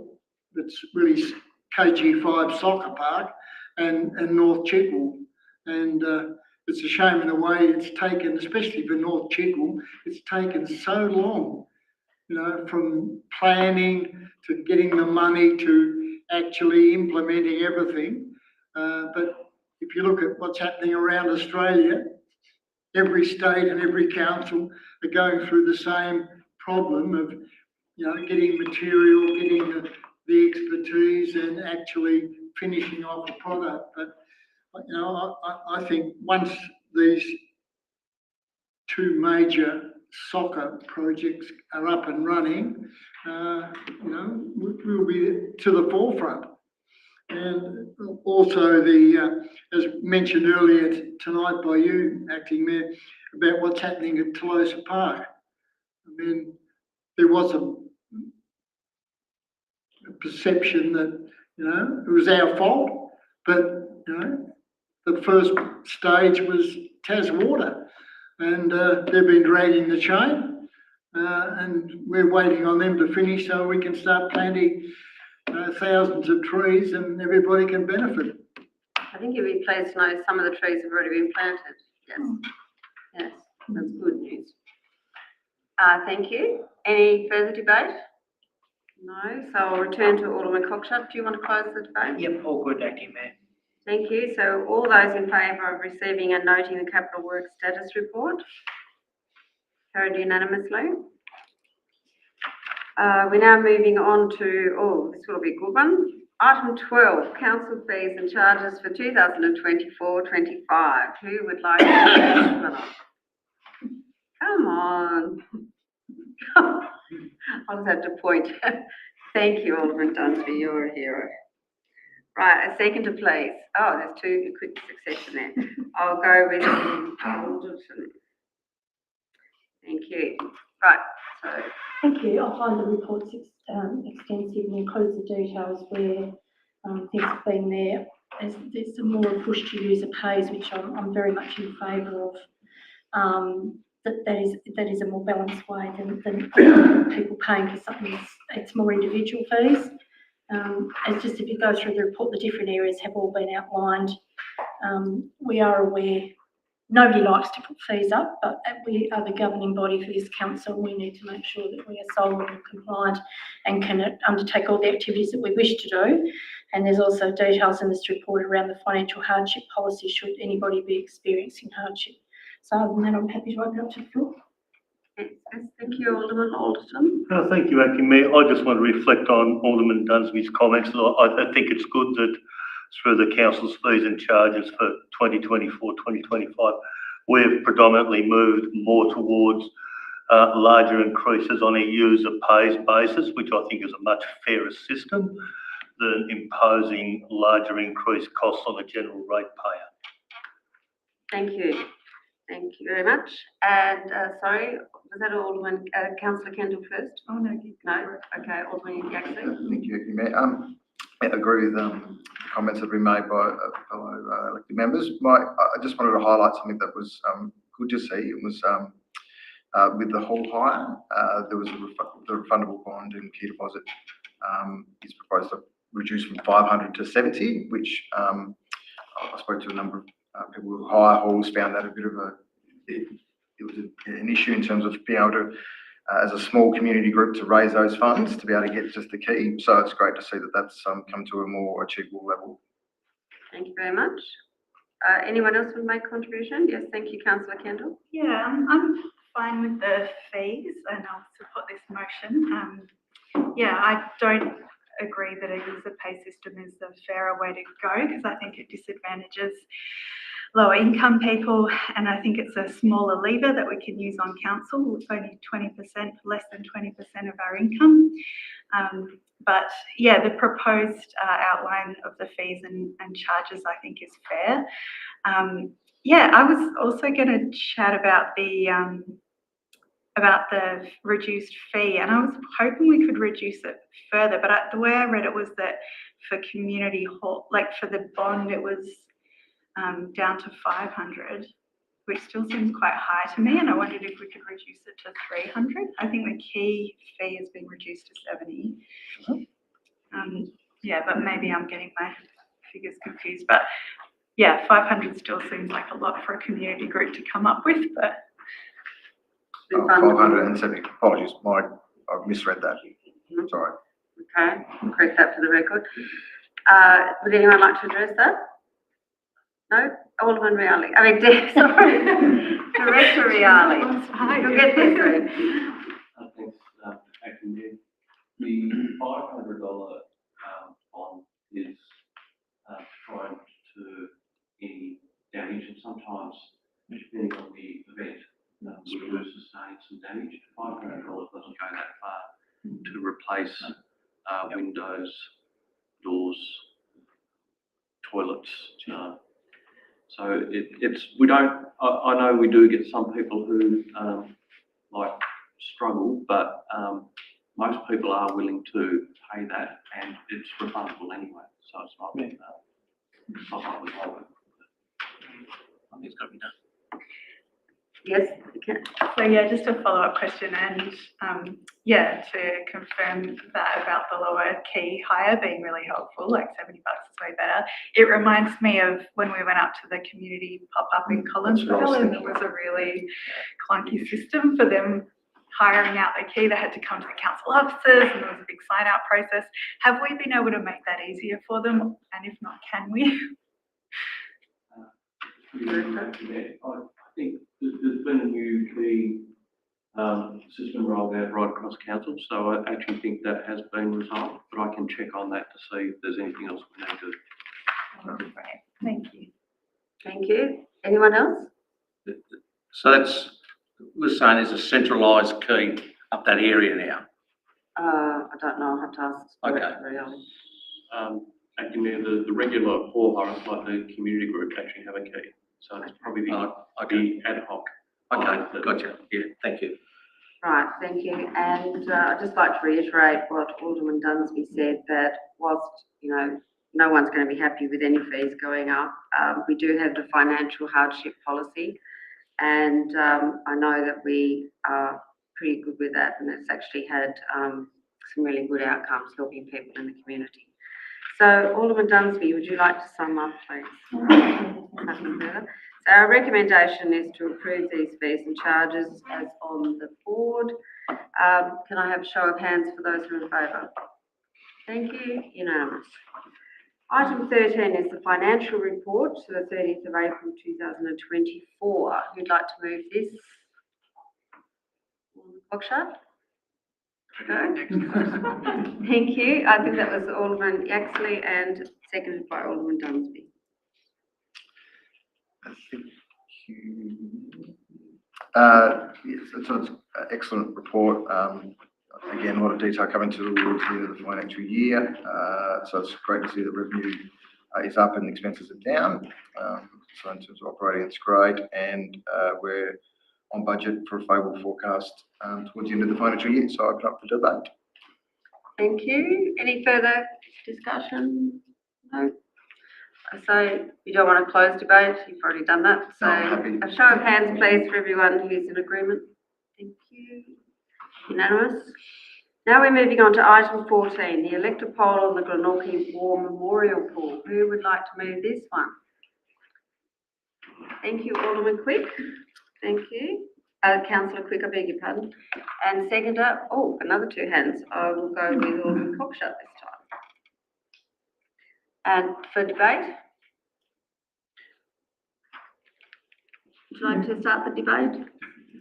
I I hate to be negative, but the people who are behind this obviously didn't take one scrap of notice about what happened to Hobart City Council and the UTAS poll, because the result of the poll is non-binding on us councillors. And I think we've had the Glenorchy pool up to here with meeting after meeting after meeting and focus groups and goodness knows what else. And the only saving factor is that the Tasmanian Electoral Commission are holding the mayoral poll and the elector poll on the same day. One is compulsory and one is non-compulsory. So imagine in our multicultural Glenorchy cohort that people are going to get 2 envelopes with 2 different questions. One is compulsory and one is not. There will be total confusion. And I would imagine that the response will be lucky to get to 60% for the electors poll, and probably not much higher, sadly, for the mayoral poll. And to me, it's a waste of a couple of $100,000 that we could spend far better in my mind. Thank you, Alderman Cockshott. Thank you, Acting Mayor. I kind of do echo my fellow elected member's point. I think the poll is a complete waste of ratepayers' money. I think we're very lucky in this scenario whereby that we have having a mayoral by-election, which will significantly reduce the process. The key call out is what the poll essentially is asking, if you read the words on point 2, is urgently repair, reopen, redevelop and retain the Glenorchy War Memorial Pool in the centre of the CBD by obtaining government grants. At the time of the poll, before we came to council, we did raise a motion that we would urgently direct the General Manager to complete the priority works required to reopen the pool and ascertain a deed, which we did at the start of the meeting we mentioned, right to the Premier and the government to get the $5 million election promise at the time signed off and delivered early. So I think the council and the community are all aligned on this. I just think it's a real shame that there's obviously been a communication breakdown at some point, that from what we're trying to push as a council, we're all for reopening the pool, urgently repairing it and getting the $5 million. But unfortunately, we have to have this poll, and I think it's just one of those annoying things. It could be a waste of resources and it could cause confusion, particularly out of the community when it's not binding on council, right? Thank you, Alderman Axley. Alderton. Okay, thank you, Acting Mayor. While I agree with what's been said around the room today, I'm going to put a little bit of a different spin on this. Look, in a nutshell, the community had the democratic right, the ratepayers had the democratic right to hold a petition. They've held a petition, they've got the numbers to have an elected poll. I respect that as an elected member. Whether we should be having an elected poll or not is another matter. I guess in some respects, have we communicated a little bit differently? Have we listened a little bit differently? We may well not be having this item discussion tonight of talking about the conducting of elected poll. While I acknowledge along with the rest of you that pretty much this elected poll is now a waste of time because we've committed to doing what they're asking for in this elected poll. We're repairing the pool and we're all working our little backsides off and trying to achieve a long-term future for the Glenorchy War Memorial Pool. But I guess it is what it is. Let's have the poll. Let's digest the results. It's non-binding. Yeah, it may be interesting. We may see a different result than we're all anticipating we'll see. So I think the important thing is we have the poll, we digest the information, we move on and we do things down the track. And ultimately, we all want to see a long-term future for the Glenorchy War Memorial Pool. That's really all I've got to say on that. Thank you. Anyone else? Thank you, Councillor Campbell. Thank you, Acting Mayor. I guess echoing what Alderman Alderton was saying. I think it's probably quite depressing for the community to hear us saying, oh, well, the elected poll's non-binding, sort of like, well, goodbye democracy. Like, I'm really glad that that function is there, and I'm really proud that the community came together and got it done. As frustrating as it is for us now that we're saying, like, now that circumstances have changed and state government funding has come through, meaning we support repairing the pool, it's frustrating for us, but it shows that they don't trust us. That's why they're forcing us to still go to an elected poll, and I think we need to rebuild the trust of community, and hopefully that's what we're doing now. So, yeah, I feel positive about it. I think it's great that it's been reduced by the happy accident of the by-election happening at the same time.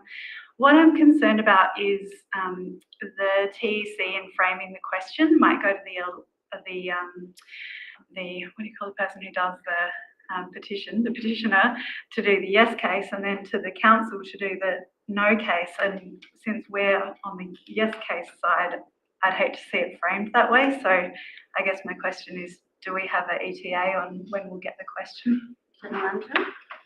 Through you, Acting Mayor. So excuse me, there was a meeting, I think I've got the date in the report, when Ms Dunsby and I met with the Electoral Commissioner at the same meeting.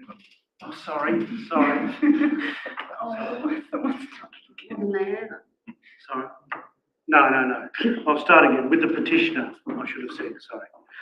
Met with the petitioner to Ms Bryant to discuss the framing of the question, and it's still being worked on by the Electoral Commissioner, but there's a need to finalise it very quickly to get to start printing, basically.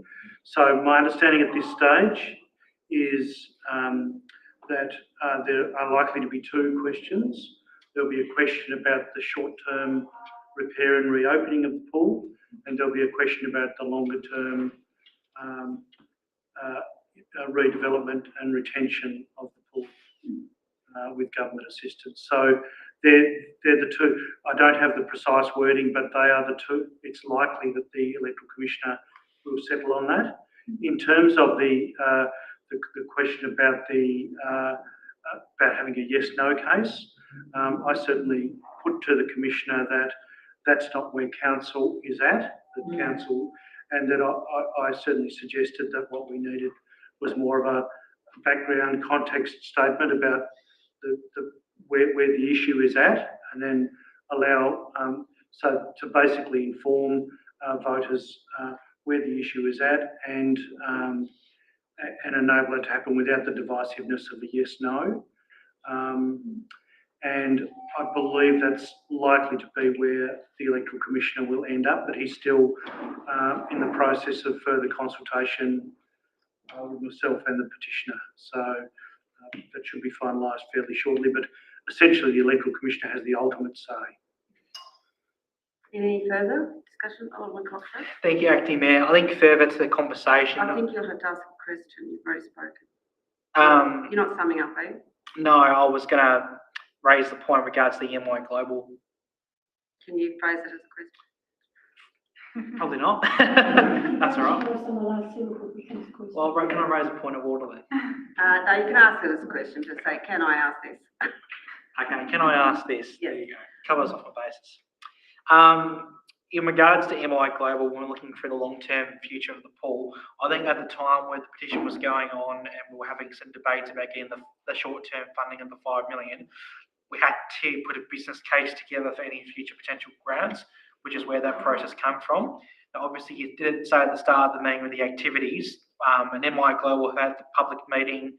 There's been 3 pop-ups, the community online surveys, and they have come back with the 3 options which are shortlisted, which you've outlined already this evening. And there will be extensive community consultation on those 3 preferred options. And once an option has been decided by the council based on community feedback, there will be detailed costings which we can then go to the government and say, hey, this option of a 50-metre outdoor pool or a gymnasium or whatever it may be has been decided on the community. It's going to cost X amount, and then we can, as a council team, budget for that and go for those grants accordingly for the long-term future. So no doubt this will be the next phase over the pool. Oh, that's what I say anyway. Okay, anyone else? Can I finish the debate if no one else? I'd like to I'd like to make a Take your statement. line. Sorry, Alderman. Yeah, look, I'd just like to make comment there. Acting Mayor, look, I'm one of the very few, as you know, aldermen who've been through a crisis like this, and certainly, if you want to call anybody a redneck, I certainly was a redneck then in relation to a very proud one, by the way, in the landslip, fighting for people's rights and whatever. So, from that point of view, is that not really a redneck, but somebody who's helping to put some balance into people's lives and hoping to get some equity back from what they lost through the landslip. I feel that this has been a shocking branding exercise it's been an exercise which has been poor branding for the council. And it comes back to, I think, Councillor Kendall said, we have got to demonstrate that of having good trust, better trust in the community. I have no problem in supporting the reasons why you're doing this. I fully understand it, absolutely understand it to the hilt. I also understand that we have spoken very straight at council and also in emails and other communications that we're doing these things anyway. But I fully understand where you're coming from because I've been there. So in summary, communication is a big thing. I believe effective communication is even a better thing. And I hope, Acting Mayor, going forward, that we are using effective communications a lot more in dealing with our community on a whole lot of issues. And also the fact is that we always relate to people, especially when they've got I suppose, to them, there's nowhere else to move in perhaps a better way. And then perhaps from there, we can build up good relationships. And when we have a problem like this, it comes up, we can work more in hand. And I just hope that's what comes out of this. So that's all I want to say, Madam Mayor. Thank you. Thank you, Alderman Yaxley. Thank you, Acting Mayor. My comment would be is that it's part of the democracy of the Act, and the Act is there for a reason, and bring it on. Thank you. Now, I'll say something. Okay, so just for the benefit of our listeners, if you're wondering where we're going with this business of it not being binding, so the poll, or it's like a survey question. So if we put out a survey and said, would you like to save the pool? You'd probably find 80–90% of the community would say yes. If you had a second question that said, would you be prepared to pay $500 a year extra on your rates to save the pool? That would make people think. We got into this situation because the pool had reached its limit. It had been stretched as far as it possibly could and gave way probably 2 or 3 years ahead of the scheduled time we thought it would go. So we didn't have $5 million. So because the community agitated very effectively, it became an election issue, and there were commitments from both Labor and Liberal on majority government to fund $5 million, which was identified in the report as being something that we could temporarily fix the pool. So having accepted that, we as a council agreed that's what we would do. We then lobbied the Minister and the Premier, et cetera, and we've actually got confirmation of that money. So we are definitely repairing and reopening that pool as fast as we possibly can, but that will be subject to the huge amount of work that's required. So it's the questions that will determine the answer and the understanding from the community. When it says non-binding, for example, if the question says, do you want a pool? And 85% of people, like they did in Hobart, said the answer is yes. Then if the council, for some reason going forward, even though we have beautiful plans and shovel-ready plans, and we've costed it, and it's come back as a new pool would cost between $50 and $80 million hypothetically, and that's the rough figure we've been given, then we have to go out and agitate for it, which of course we would.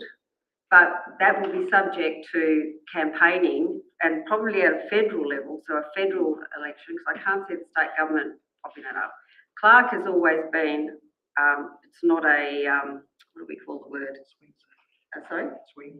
Yeah, it's not, that's the word. Marginal. Marginal seat. Clark has never been a marginal seat. So unless we got Andrew Wilkie or someone like that in the balance of power, we're highly unlikely to be able to get that money, but we will with all of our hearts have done the work to try and get it, but that doesn't mean we can actually deliver it. And if we were to get some costing that came back with some terrible report that, you know, there's something else going to go wrong, we can only work with the information we have. So I agree with the sentiments of Alderman Slade. This has been a horrible process for people on both sides of the debate.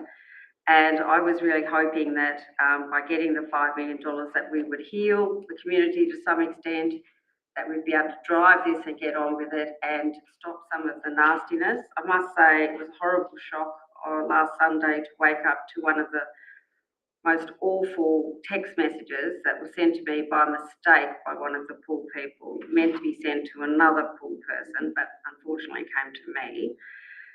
And the level of debate is very, very disappointing. It's very personal. I've been called everything under the sun, and I don't think that's fair. And I don't think it's fair on our staff or our colleagues that being angry with us is one thing, but deteriorating the debate to personal attacks is something totally different. Nobody gets paid enough for that, and that is psychological abuse. So the person who sent me that text message knows who they are, and so do I. So as I said, I want the community to heal. I want us to get together and work this through. I want to work with the officers and deliver this as quickly as we possibly can and move forward. And whatever the outcome of the poll, this council will do its best to agree with that, but it is non-binding, so if we can't do it, we won't be doing it. But if it's in our powers to deliver to the community what they want, then happy to do so. So I do hope that we can bring this exercise to a closure, and as soon as possible, when we open that pool, we'll have some really great things to celebrate. Yes. Now, who opens that one? Alderman Quick, would you like to close? Thank you. I'd like to thank honourable councillors and aldermen for their contribution. Seeing that we're paying for the electoral poll, I'd like to ask through you to the General Manager that could we ask for a breakdown by suburb of the yes and no for the electors poll, so that there's even more transparency out there for the general public, that Rosetta and Berridale and Moona and Lutana and Springfield, the result of the polls were, 74, 16 and so on, so that it adds to, the better understanding of the electors poll, even though it's not binding on us. I just think it would aid the debate and the understanding of the general populace. Thank you. So is that an action you're asking? Yeah, I can certainly ask the question. Should we do it? Commissioner. Yeah, having been involved in lots of polls and scrutineering, I don't think it'd be all that difficult, because each of the people's postcode is on their, easily identifiable, and we're not talking about hundreds of thousands of votes. So I just think it'd be a good idea, and I'll close the debate if I can. Thank you very much. So now the recommendation is that we note the requirement to hold an electoral poll on the Glenorchy War Memorial Pool by the 22nd of June 2024. Is that right, General Manager? That's correct. By the 22nd. Because the election's on the 20th. So, thank you, Mayor. So there was a requirement to hold it within a certain number of days of the petition being submitted. Okay, thank you. Yeah. So all those in favour, raise your hand. Thank you. That's carried unanimously. Can I move on to item 15, the trial of open to the public council workshop sessions? Thank you, Alderman Cockshott. Oh, sorry, and to Alderman Alderton. Right, and who would like to start debate? I'll go. Okay, thank you, Alderman Cockshott. Thank you, Acting Mayor. I think it was good to have a conversation late last week. I know you brought it up at a workshop with elected members, which I couldn't unfortunately be part of, but having read the report and having an open mind, I think it's a great thing based off the last conversation with regard to open and transparency and how we can come across as being more open and trustworthy to the public and bringing them into our doors for our workshops to hear subject matter experts from different fields within the community. We're only talking about one workshop per month for an hour sessions, which can be live streamed, I'm assuming, as well. So this is only a trial, of course, so I don't see it going badly. I think it's a good thing to say we are open for the community and open for business. So and see different people from different walks of life and what's happening around the community. So I'm happy to have the trial go on and look forward to seeing hopefully high levels of community engagement moving forward. So thanks for raising it. Thank you. Alderman Yaxley. Thank you, Acting Mayor. Through you, there's a lot of talk about transparency, that we should have more of it, and I don't think that council, we have a transparency issue. Council is an open book. We answer every question. Our finances are open. Every decision is open. Our meetings are, majority open, are all available. We're fully transparent. What we have is a trust issue. Mm-hmm.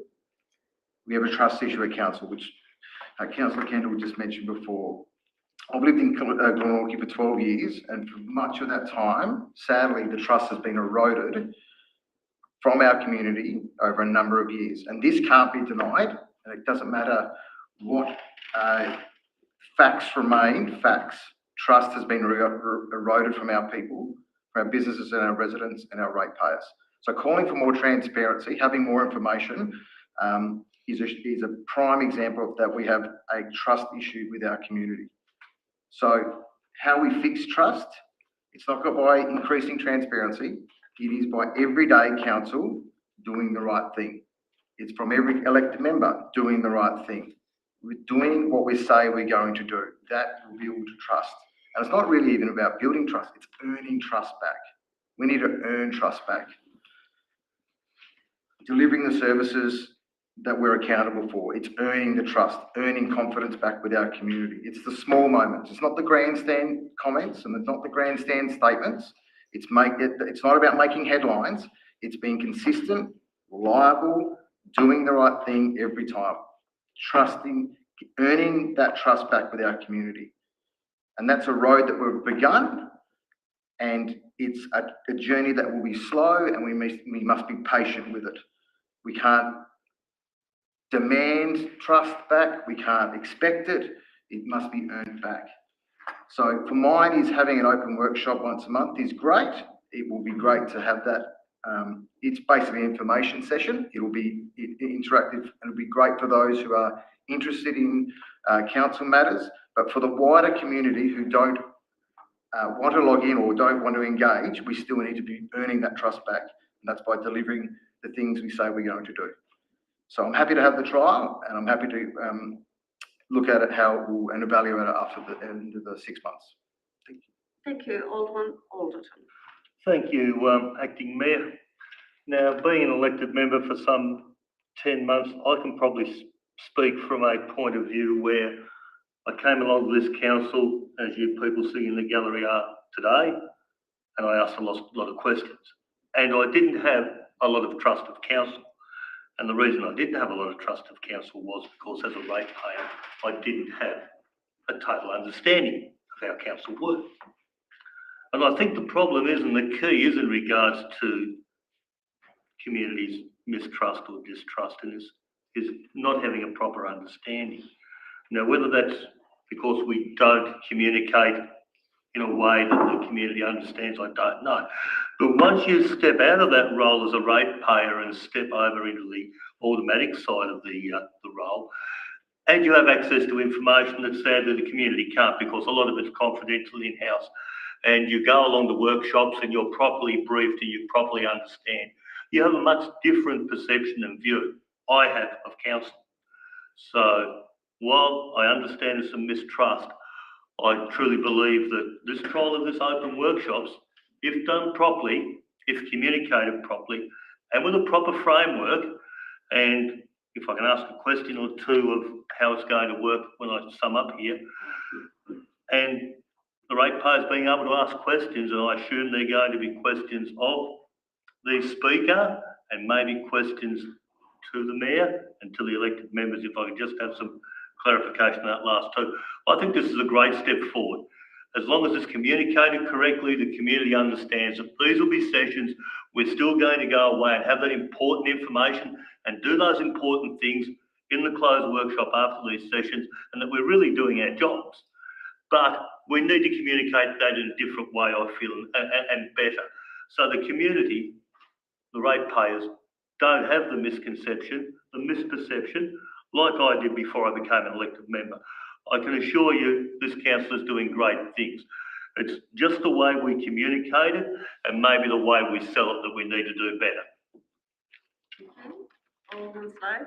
Yeah, I think it's a forward step, Mayor. I'll just remove from the trust and other parts of it. I mean, other councils in Tasmania and Australia have been doing this for a long time. And I think it's just appropriate that we do it as well. I see it more the fact is that it's a trial. Tick, it's a good point. You make a judgment call after that. Secondly, it's probably going to be about once a month and probably about an hour session. But I see it as an information session. I think this is where I think this is where the guts comes to it that I think is important. I mean, how much more informed can it be that we have somebody up here that may talk about perhaps why roads are going to change speeds in Tasmania. We have somebody here from the Infrastructure Tasmania here. We have somebody here who talks about the increase in aged care and the provisions or what's going to be needed to look after people in aged care. I think it's really meaningful to have somebody up here and talk about that, not us, not, you know, you're going to ask them questions. So from that point of view, I think that information gathering from people who are on by the technology or in person is a very valuable tool, Acting Mayor, and I think it's going to be worked well in that process. That's how I see this is going to work, and I hope it helps some of the projects that council's actually working on. It probably may lead to them to make them, yes, I'm going to use that word, transparent and whatever, because I've actually seen that from a third party, an outside party. So I support every one of those recommendations and look forward to its commencement, because I know the other councils that have done it around Australia have had great outcomes. Okay, Alderman Quick. Thank you. I endorse Alderman Slade's comments. I have one concern. Are we going to put a notice in with the rates notice to say this is what we're doing, so everybody at least knows it's happening, which I think it'd be good. My concern is, are we going to end up with the usual suspects, the usual 8 or 10 that come to council meetings and come to open workshops? I mean, I think that would defeat the purpose. I mean, I'd like to see we have 3 excellent neighbourhood houses, Goodwood, Springfield and Chigwell. It'd be nice to move away from here and go to some of those neighbourhood houses where they've got the eyes and ears of the community and could promote, you know, so that we get 20 or 30 people there, rather than, as I say, the usual suspects who like coming to meetings to find out what's happening in Glenorchy Council. Right. Yeah, I think it comes down, I'm sorry to have a look at you, to the excellent work that our comms does and to them to marry this up, that's all. Thank you. Alderman Dunphy. I want to highlight something that's actually written by the General Manager in the report, and this was on his experience having been through local councils in past decades. He said there were many fewer workshops in his opinion, that more workshops in their existing format enable subsequent council meetings to run more decisively, with better informed decision makers considering more refined reports and recommendations. Arguably, this leads to a better standard of decision making in the community interest. And that's something that I don't want to see lost if we had completely open workshops. I believe that aldermen or staff may not be able to speak as robustly and put their opinions, and then perhaps the information that was coming to council in a certain way to be put in a different way and to be more inclusive, lots of different reasons. Having these spotlights on information sessions, I think that's a really good idea. It's part of what we're hearing anyway. There's some really interesting things that we are briefed on from time to time that would be of interest in the community. Just a question through the acting mayor to general manager. I noticed in the commentary in the report, it talks about being a 1 hour session with half hour for question time and things like that. Nothing of that is mentioned within the motion. So I'd like to see we have the fluidity. A workshop is what it is. If it's a short workshop, we may have 2 or something like that. So it's talked about in the report, but it's not covered in the motion, which I'm happy with. But I think having the fluidity, not being dictatorial around what a workshop will be for an hour or what it might be, is good.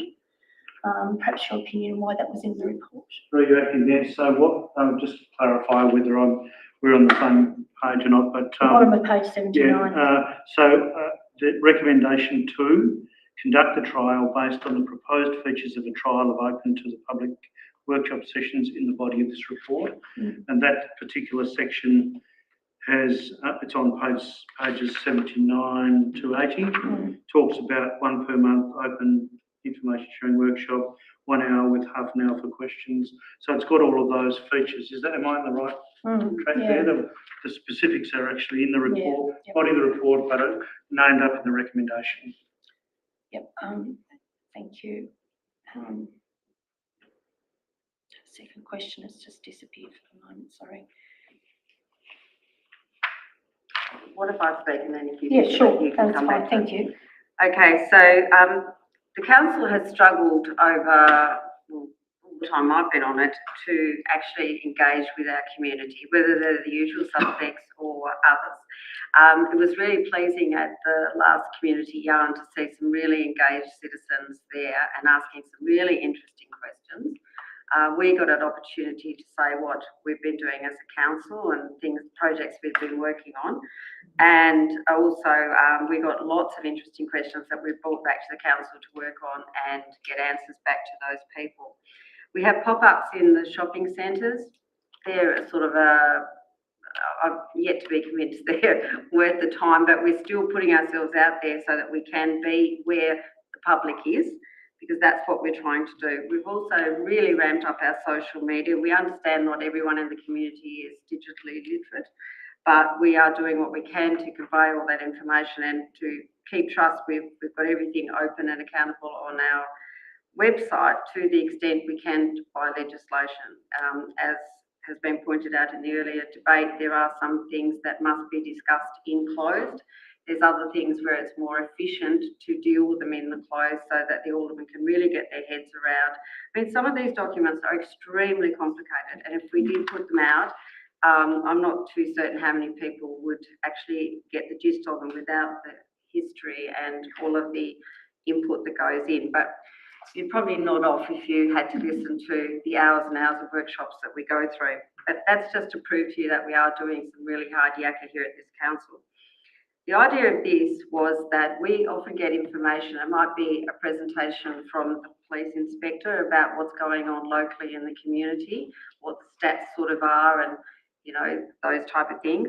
But there's opportunities. There's a Dr. Lisa Denny, who's a demographer. She's absolutely fascinating, and they've just released the local government statistics. So the idea was perhaps to bring Lisa Denny along, and she could speak for an hour about Glenorchy, what its current demographic is. Is our population ageing too fast? How many migrants per other workers? What sort of houses will we need in the next 10 years? What sort of transport are we going to need in the next 10 years?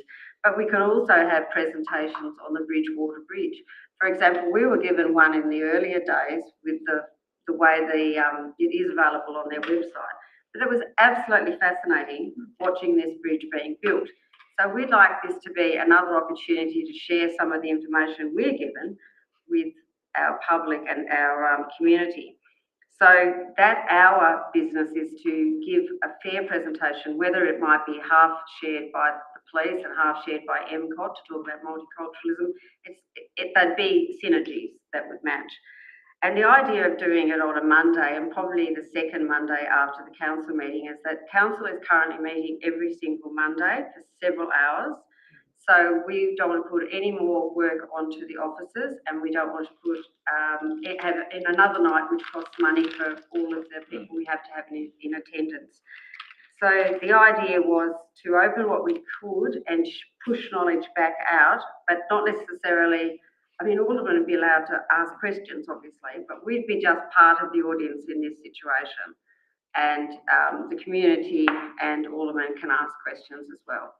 So we hope that's a good idea. We hope it works. And, you know, we're putting a timeline on it of 6 months, because if it doesn't, if people don't want to come, if they don't want to attend, then, you know, maybe it's not worth all the effort. But we'll do everything we can through our media to advertise and push it and put it in the Gazette. And I love your idea, Alderman Quick, about going to some of the neighbourhood houses for yarns, because if we go into a community and we find out what the community wants, and welcome other districts to those, like for example, Goodwood Centre just turned 40, and that was the most fascinating birthday party, because that was, I didn't realise, but they had actually made that building out of the mud put into a paddock, and so the residents of the area made the building out of mud. You know, this is 40 years ago. So great, a really wonderful sort of story there. And it serves so many good purposes, feeds people, it gets people out of trouble, connects them with services. It's just a great place to go to. So I think that would work really well with some of our yarns. So I think this is going to be just another opportunity to try and communicate, whether we're trust building or whatever. It's really to share valuable information with our community if they want to come and listen to it. Now, have you thought of the second question? I have, thank you. Again, through to the General Manager. There's no mention of potential of live streaming these workshops, these spotlights, and obviously with the council meetings, that's covered under policies and governance there. Was there consideration given to it be live streamed, and does it need a supporting policy to enable that to happen, should that be favourable? I think it would be a good idea. Thank you, Mayor. This report was fairly quickly, so I didn't pick up on that, the live streaming question, so I haven't analysed that, but we can certainly look at that as part of the organisation. Personally, I would like to see it live streamed. It gives a greater audience if we do, but it may need a policy or something around it to make it happen. So I've just flagged that as well. Thank you. Just one more point here. Just a point. We do have additional capacity should we get a large crowd, so we can see people in a different configuration. Alderman. Just some questions. I feel this great idea needs to have a bit more framework, like in regards to when I spoke earlier. So are we going to minute the questions that are asked, and are we going to capture them somehow so we can... Just a community conversation. Just a community conversation. We can have that at the next community workshop if you like. Right. And also, I always thought it would be an opportunity for aldermen or the community, if anyone wanted to put an idea to us about who they'd like to hear from, you know, whether it might be the Premier, I don't know, no, okay. But we might be able to get some people to go, no, definitely no, forget that one. Nobody should be off the agenda. No, but I think there's lots of interesting subjects that are going on here. We could give an update on what's going on with Tolosa Park, do our whole hour show on the parks that we've built. Alderman Quick, I'm sorry? Just say that live stream is crap. All right. Honestly, by the time we get it, it's been translated or whatever, it comes out of rubbish half the time. Oh, you mean the little captions? Yeah. Yes. It's sort of... Well, I do think we're trying to try to improve that.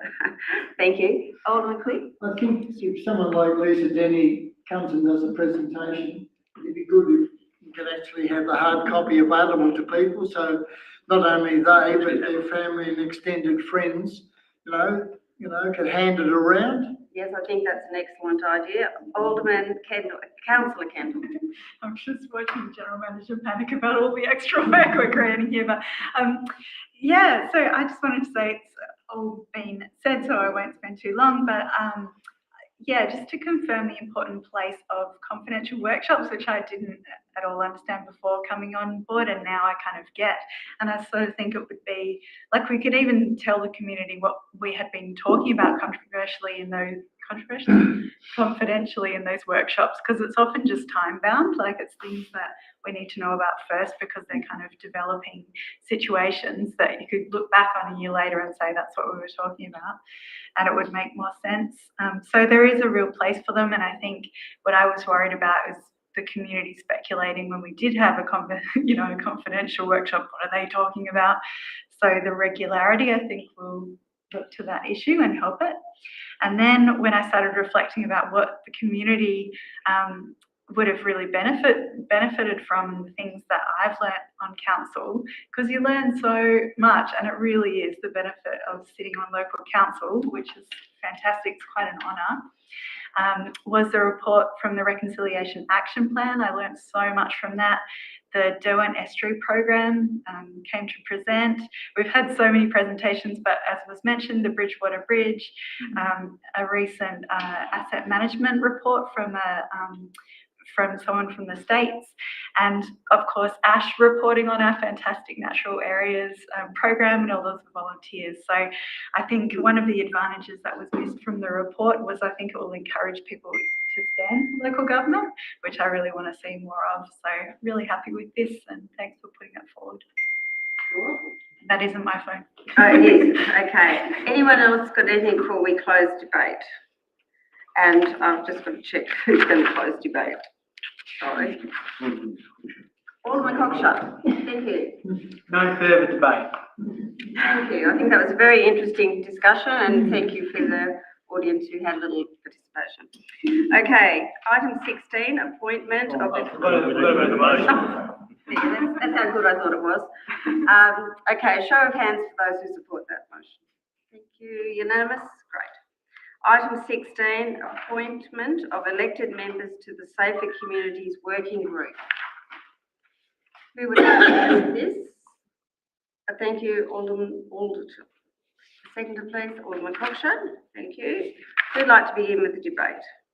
Okay, I think this is a great idea that council is embarking on in regards to a safer community working group. So what the jobs up on there? But it's not that. Sorry? Jobs up. Is it the jobs hub we're talking about? I thought we were talking about Multiple in one report, I think. just bear with me. So, through you, Acting Mayor, just to explain, there are two committees for which we called for nominations. The first one was for an economic development working group or steering committee, which was going to be basically a translation of the existing Jobs Hub steering committee. We didn't receive any nominations for that particular committee, so the officer recommendation is simply that the existing Jobs Hub steering committee remain. The second recommendation relates to the establishment of the Safer Communities Working Group, for which we did receive nominations. Thank you, Mayor. Sorry, General Manager. Yeah, so just speaking in regards to what I have in front of me, appointment of elected members to the Safer Committee Working Group, I think this is a great idea. It's a great initiative by Council, because it now gives an opportunity for us to form a working group and be involved with strong council leadership, other community leaders in this space, and the community to get on with the job of dealing with the antisocial behaviour, racism, and a number of other issues this committee will be designed to address. Okay, thank you. Any further discussion before we commence the ballot? No? Then do we have the ballot? Yes, we do. My apologies, a little bit rudimentary in So for those online who may not have read the agenda yet, we have Alderman Dunsby, Alderman Slade and Alderman Alderton who've all kindly put their hands up to be on this committee. So that's why we're having a ballot. So General Manager, we just put down the two names. 1 and 2. 1 and 2, I agree, type that. Yes, just put 1 and 2 next to you, or both of them. Preferred vote is number 1. Preferred vote is number 1. There are 2 positions, I know it's all right. Yes. Yes. I know it's all right. So would it be with just 1 then? Oh, just 1? I think the question is, has number one, your number one vote, if you know what I mean? Or are we just doing Rather one than vote? 3, 2, 1. Who It's comes just first 1 and and 2. second? So we just do a 1 First and and 2. second. Just 1 and 2? Not 3? So that's Only as two clear as positions. mud, isn't it? Yeah, I know. Thank you, Alderman Yaxley. So can we just get clarified what we're doing? Yes, yes, so we're putting a 1 beside 1 and not putting a 2, is that correct? Sorry. How many pieces of No, paper I have think you we were got? doing 1 and 2. There's 2 positions. There's 2 positions, so is it just whoever comes first and second, or is it 2 votes? 1. and 2. 1 and 2. 1 and 2? Vote for 3, in case there's a tie. How would I weight them then? The second round, I think. And then Second That's a round. rep. Come on, please, this isn't looking very professional. My You must apologies. have a process to follow, sorry. Me too, and yes, missed it. 1 1 and 2? Just put 1 and have first past the post. There's 2 vacancies, we have to have 2 votes. Yeah. All right, so 1 and 2. 1 and 2? All right. Good. Thank you.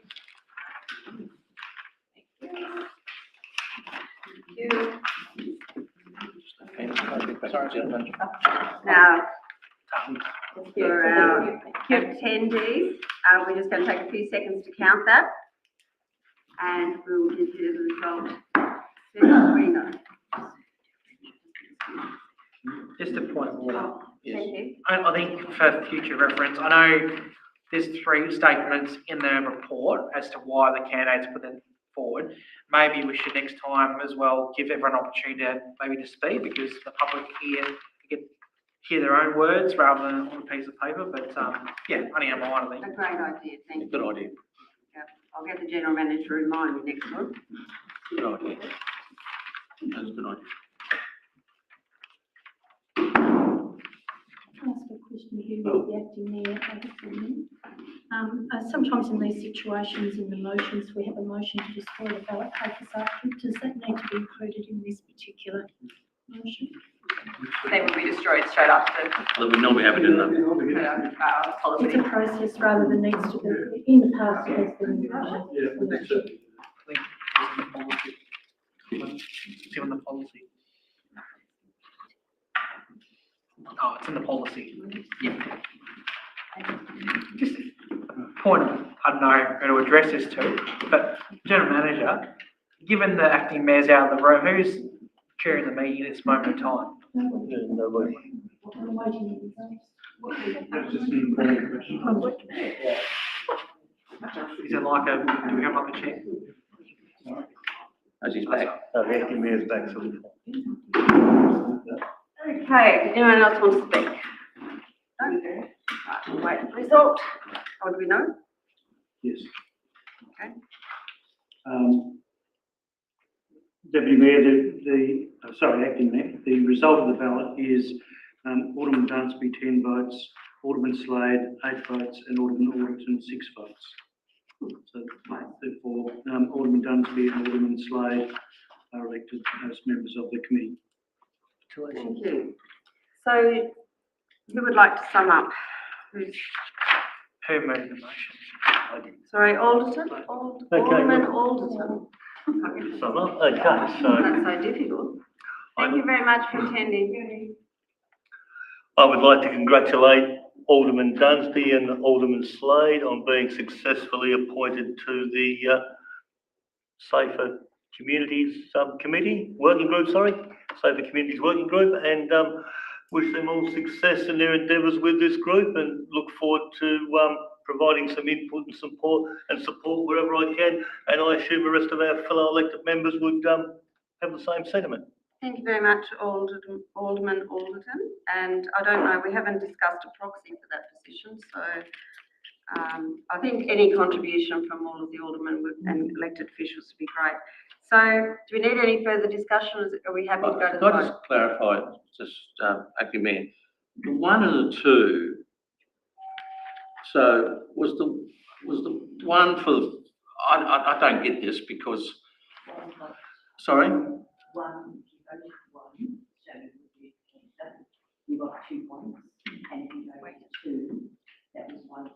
Thanks, Director. You've answered for me. You've answered for me. Thank you. Go. All right, I'm putting this to the vote. All those in favour, raise your hand. That's unanimous. We'll try and be more efficient next time, I think. Item 17, notices of motions, questions or notice without notice. So we have one there from Alderman Dunsby. Are you planning to speak to these, Alderman Dunsby? No. Okay, so there's nothing required there. Unfortunately, oh, sorry, Alderman Yaxley. I just have a question without notice. Oh, okay. Just a little bit of the back, some understanding around the question. I guess any school day in Glenorchy, we've got a number of young people that are congregating in our city, before school and after school, but also during school. And I guess time and time again, we see that responsibility for engaging young people seem to fall on our ratepayers. And again, dealing with that antisocial behaviour, like Councillor Quick mentioned before, it's, I guess what I'd like to understand is have some assurances that we're working with the education department, not necessarily just the high schools themselves, but driving it from the top to understand why these young people aren't in schools and what more can be done than simply allowing them to leave school because they're classified as a challenging student, and then obviously allowed to hang out wherever they'd like. It's about having the young people supported, and from an agency that's fundamentally tasked with their education, and also then in turn helping us have a safe and welcoming space in our city. So I guess my 3 questions are, what engagement has the community team had with the education department regarding our young people? Secondly, can the City of Glenorchy be assured that we will engage with the education department as a matter of urgency to help support the young people, and also regarding the impact it's having on our community? And thirdly is, what is the likelihood of providing a dedicated youth space in our city to support our young people? Thank you, Mayor. The Director. Thank you. Your position, what engagement is the education department? We actually have a few contact points. So we run a Happy Mentor program. We actually have 2 mentors that go and visit Cosgrove and Montrose Bay High School. They go and visit each week, and they sit with disengaged youth and try to mentor that youth and provide input to them. It's just a safe area where they can talk and interact. We also have an internal working group where we have representatives from staff and the police occasionally come along and talk to us about what's happening out there. We also have a representative from Montrose Bay High School who has accepted an invitation and joins that group to discuss from a Department of Education point of view what's happening.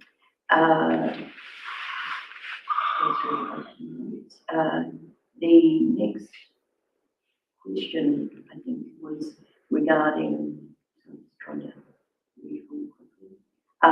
Well, before I move on, not the community department, but the Jobs Hub. So the Jobs Hub actually work currently with the Department of Education in the schools, and we actually go along to the schools, talk to them about what happens when you finish school, and that may be a grade 10, 11 or 12, and try to give them some idea about pulling together a resume, what the job force may look like, alert them to the fact that the Jobs Hub exists. So please, free service, come in, we'll help you in that space. And so we've started that connection point there. Additionally, we've got funding, additional funding coming in this next financial year from Jobs Tasmania to actually run a free program through those schools. And we will be actually in the school with a person at least once a week and working with the Migrant Resource Centre to run programs about getting the youth job ready so that they don't finish school and fall off a cliff. We're about, here's an awareness. You may not have worked a part-time job while you've been in school, so it's quite foreign.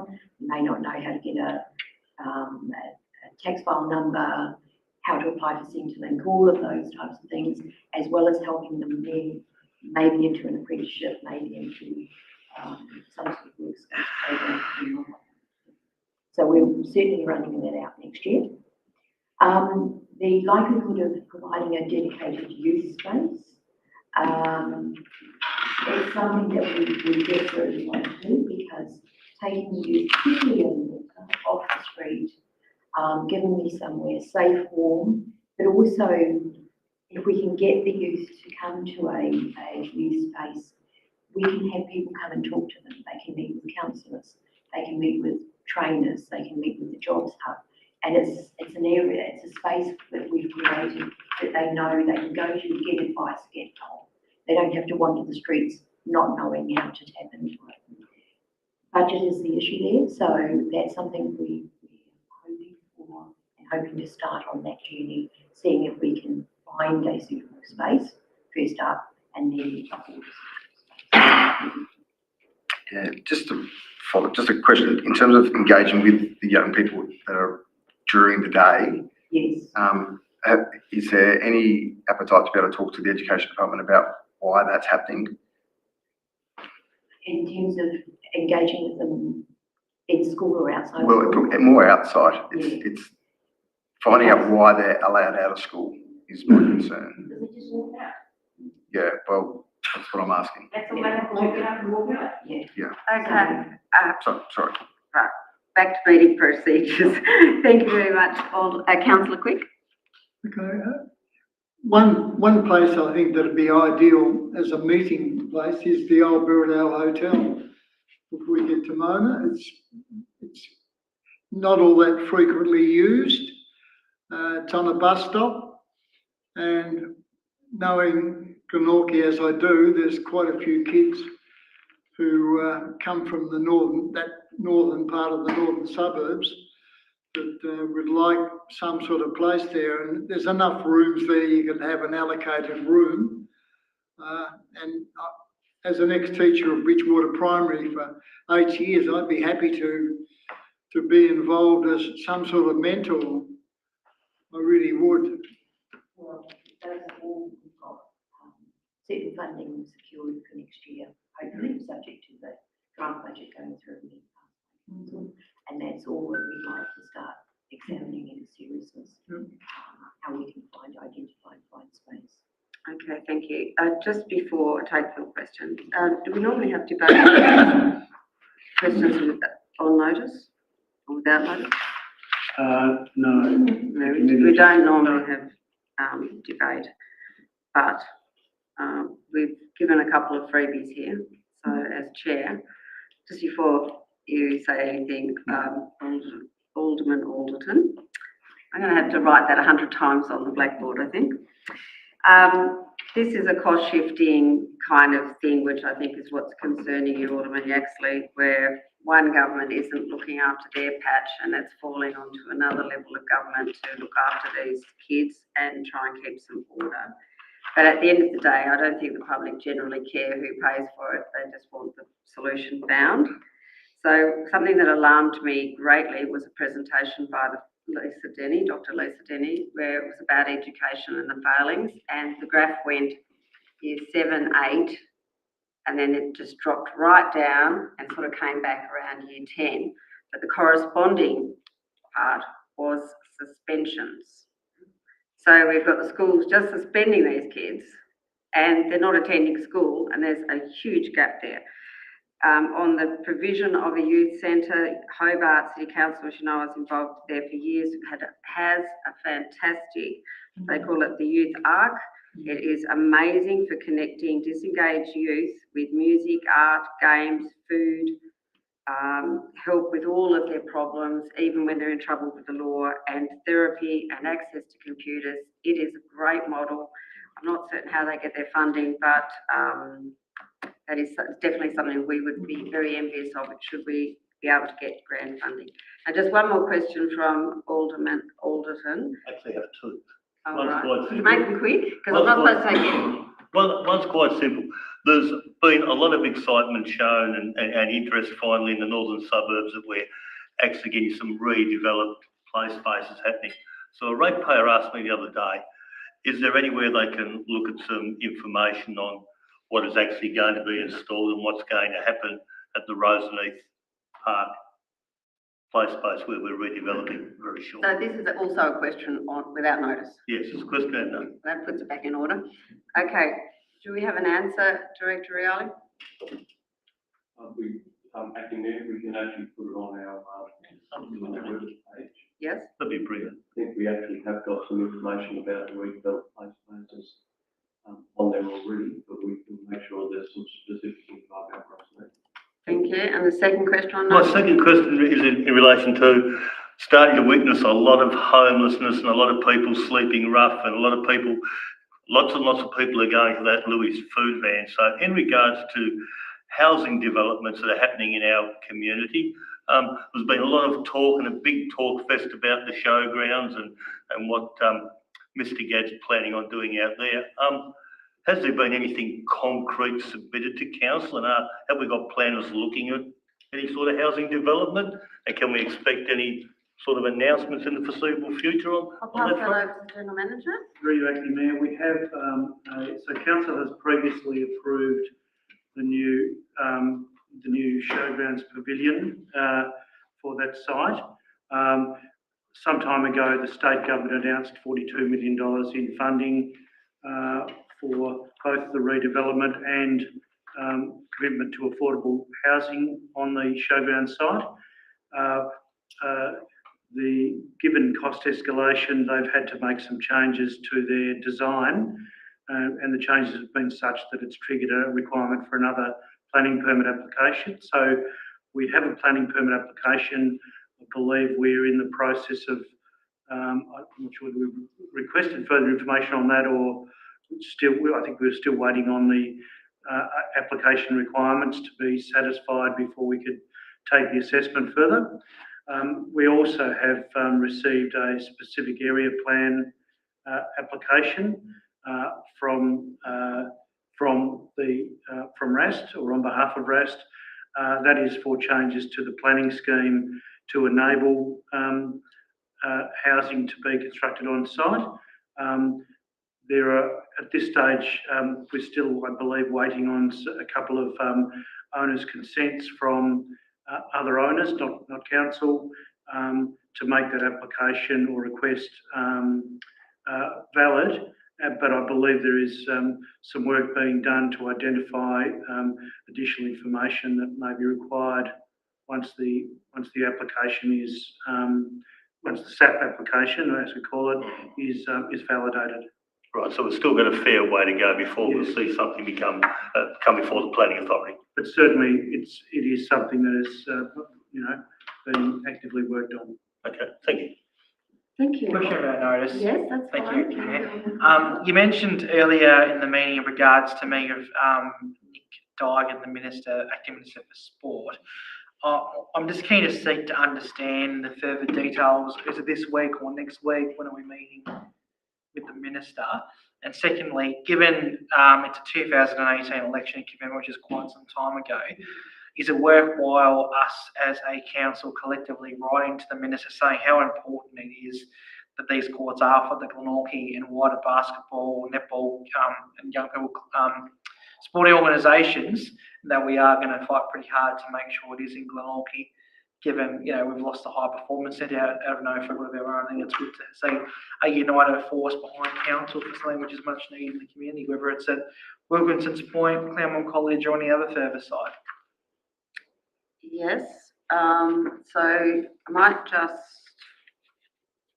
I'll see if I just need to please be assured we will engage with the council to find a site in Glenorchy that would be suitable to develop a new forecourt facility for the use of indoor sports community. And we did have to remind them of the boundaries. But yeah, and it's with Minister Street, who is, yes. So I'm happy to let you know what happens after that meeting. Thank you. Thank you, Mayor. Just as an update, at officer level today, we met with representatives from Department of State Growth and Infrastructure Tasmania in relation to the issue of the community court development. The process is that there'll be a range of criteria identified for a suitable site, and we'll be working through a number of sites that we've identified to date, but there may be some others that come up, and we'll work through a process to identify the best site for that development within the city of Glenorchy. And can that be brought to a workshop for us to look at as elected members in terms of sites? There's no reason why we couldn't do that at some point. It's still reasonably early days, first meeting today, but having said that, it's very clear from the government officials that they have the acid on them, if you like, in terms of needing to progress this issue pretty quickly. And we can certainly give a commitment from the council officer's point of view that we could make our input to that process pretty quickly. And so, yeah, there is certainly a sense of urgency around this. Yeah, there's definitely a big shortage of community courts, and I'm keen to obviously work with Basketball Tasmania, what that looks like as well moving forward, and make sure all the key stakeholders are engaged, particularly the Glenorchy Basketball Association as well. Okay. Oh, Councillor Kendall, you've got a notice of that. They're very popular tonight. Yeah, sorry about that. It's no, it's fine. So a question without notice. It's Reconciliation Week.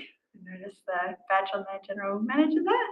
So last September, we launched our Reconciliation wrap, our Reflect wrap. So that goes for a year. Two-part question. I want to know how we're going. So when's our next report on the deliverables of the Reconciliation Action Plan and how we're tracking? That's part one. And part two is, do we have anything in the budget for when it expires in September to go for another round? Now I might start and then perhaps the director can add. Certainly we are tracking actions against and progress against the Reflect Action Plan. There was a bit of a hiatus shortly after it was adopted because we had the officer that's basically looking at that on extended leave, but they're back and working on it now. So we're certainly in a position to bring an update back to council. There's also an understanding that 12 months was when we were going to review the grant, but there actually isn't a serious time limit. So you can be in that Reflect wrap stage for as long as you need until you're ready to move up to the next stage. So for us, it's a period, 12 months was set for us to then look at as council and say, what have we achieved? Is this sufficient? Do we feel ready to take the next step? Or do we want to remain in this space a while and further the program? So it gave us that opportunity. So the 12 months isn't mandated time. So we will be providing, I think we were due to provide 6 monthly to council, and we are now tracking. Some of those items are well underway. Some of them are in the time dependent. Obviously, was in our very that comes up to review in August through to October this year. So it's in review now, but obviously we won't see the end product until the October when we put up through to council for approval. And that was to actually consider Aboriginal entities within our. So there's items like that regular monthly meetings and catch-ups and capturing that information. And Acting Mayor, probably as people around the table are aware, probably the key, the most signal, I guess, action has been the handback of the Rothsay Circle land to Carity Regional Corporation. Yes, that was very symbolic. Okay, I think that's the end of our questions without notice. Thank you. And to all those members of the public who've stuck in with us and online, I'd like to say thank you very much. I hope you found this meeting as interesting and as informative as I did. And it was a very engaging meeting from not only the members of the community, but also our aldermen. So that brings our open meeting to a close. So move a motion to close first. Yes, I'm going to call for a motion to close. Thank you. Alderman Alderton, you'll close it? Yes. Thank you. And Alderman Slade will second it. All those of that opinion, say aye. No. It's carried unanimously. Good night and thank you. Thank you.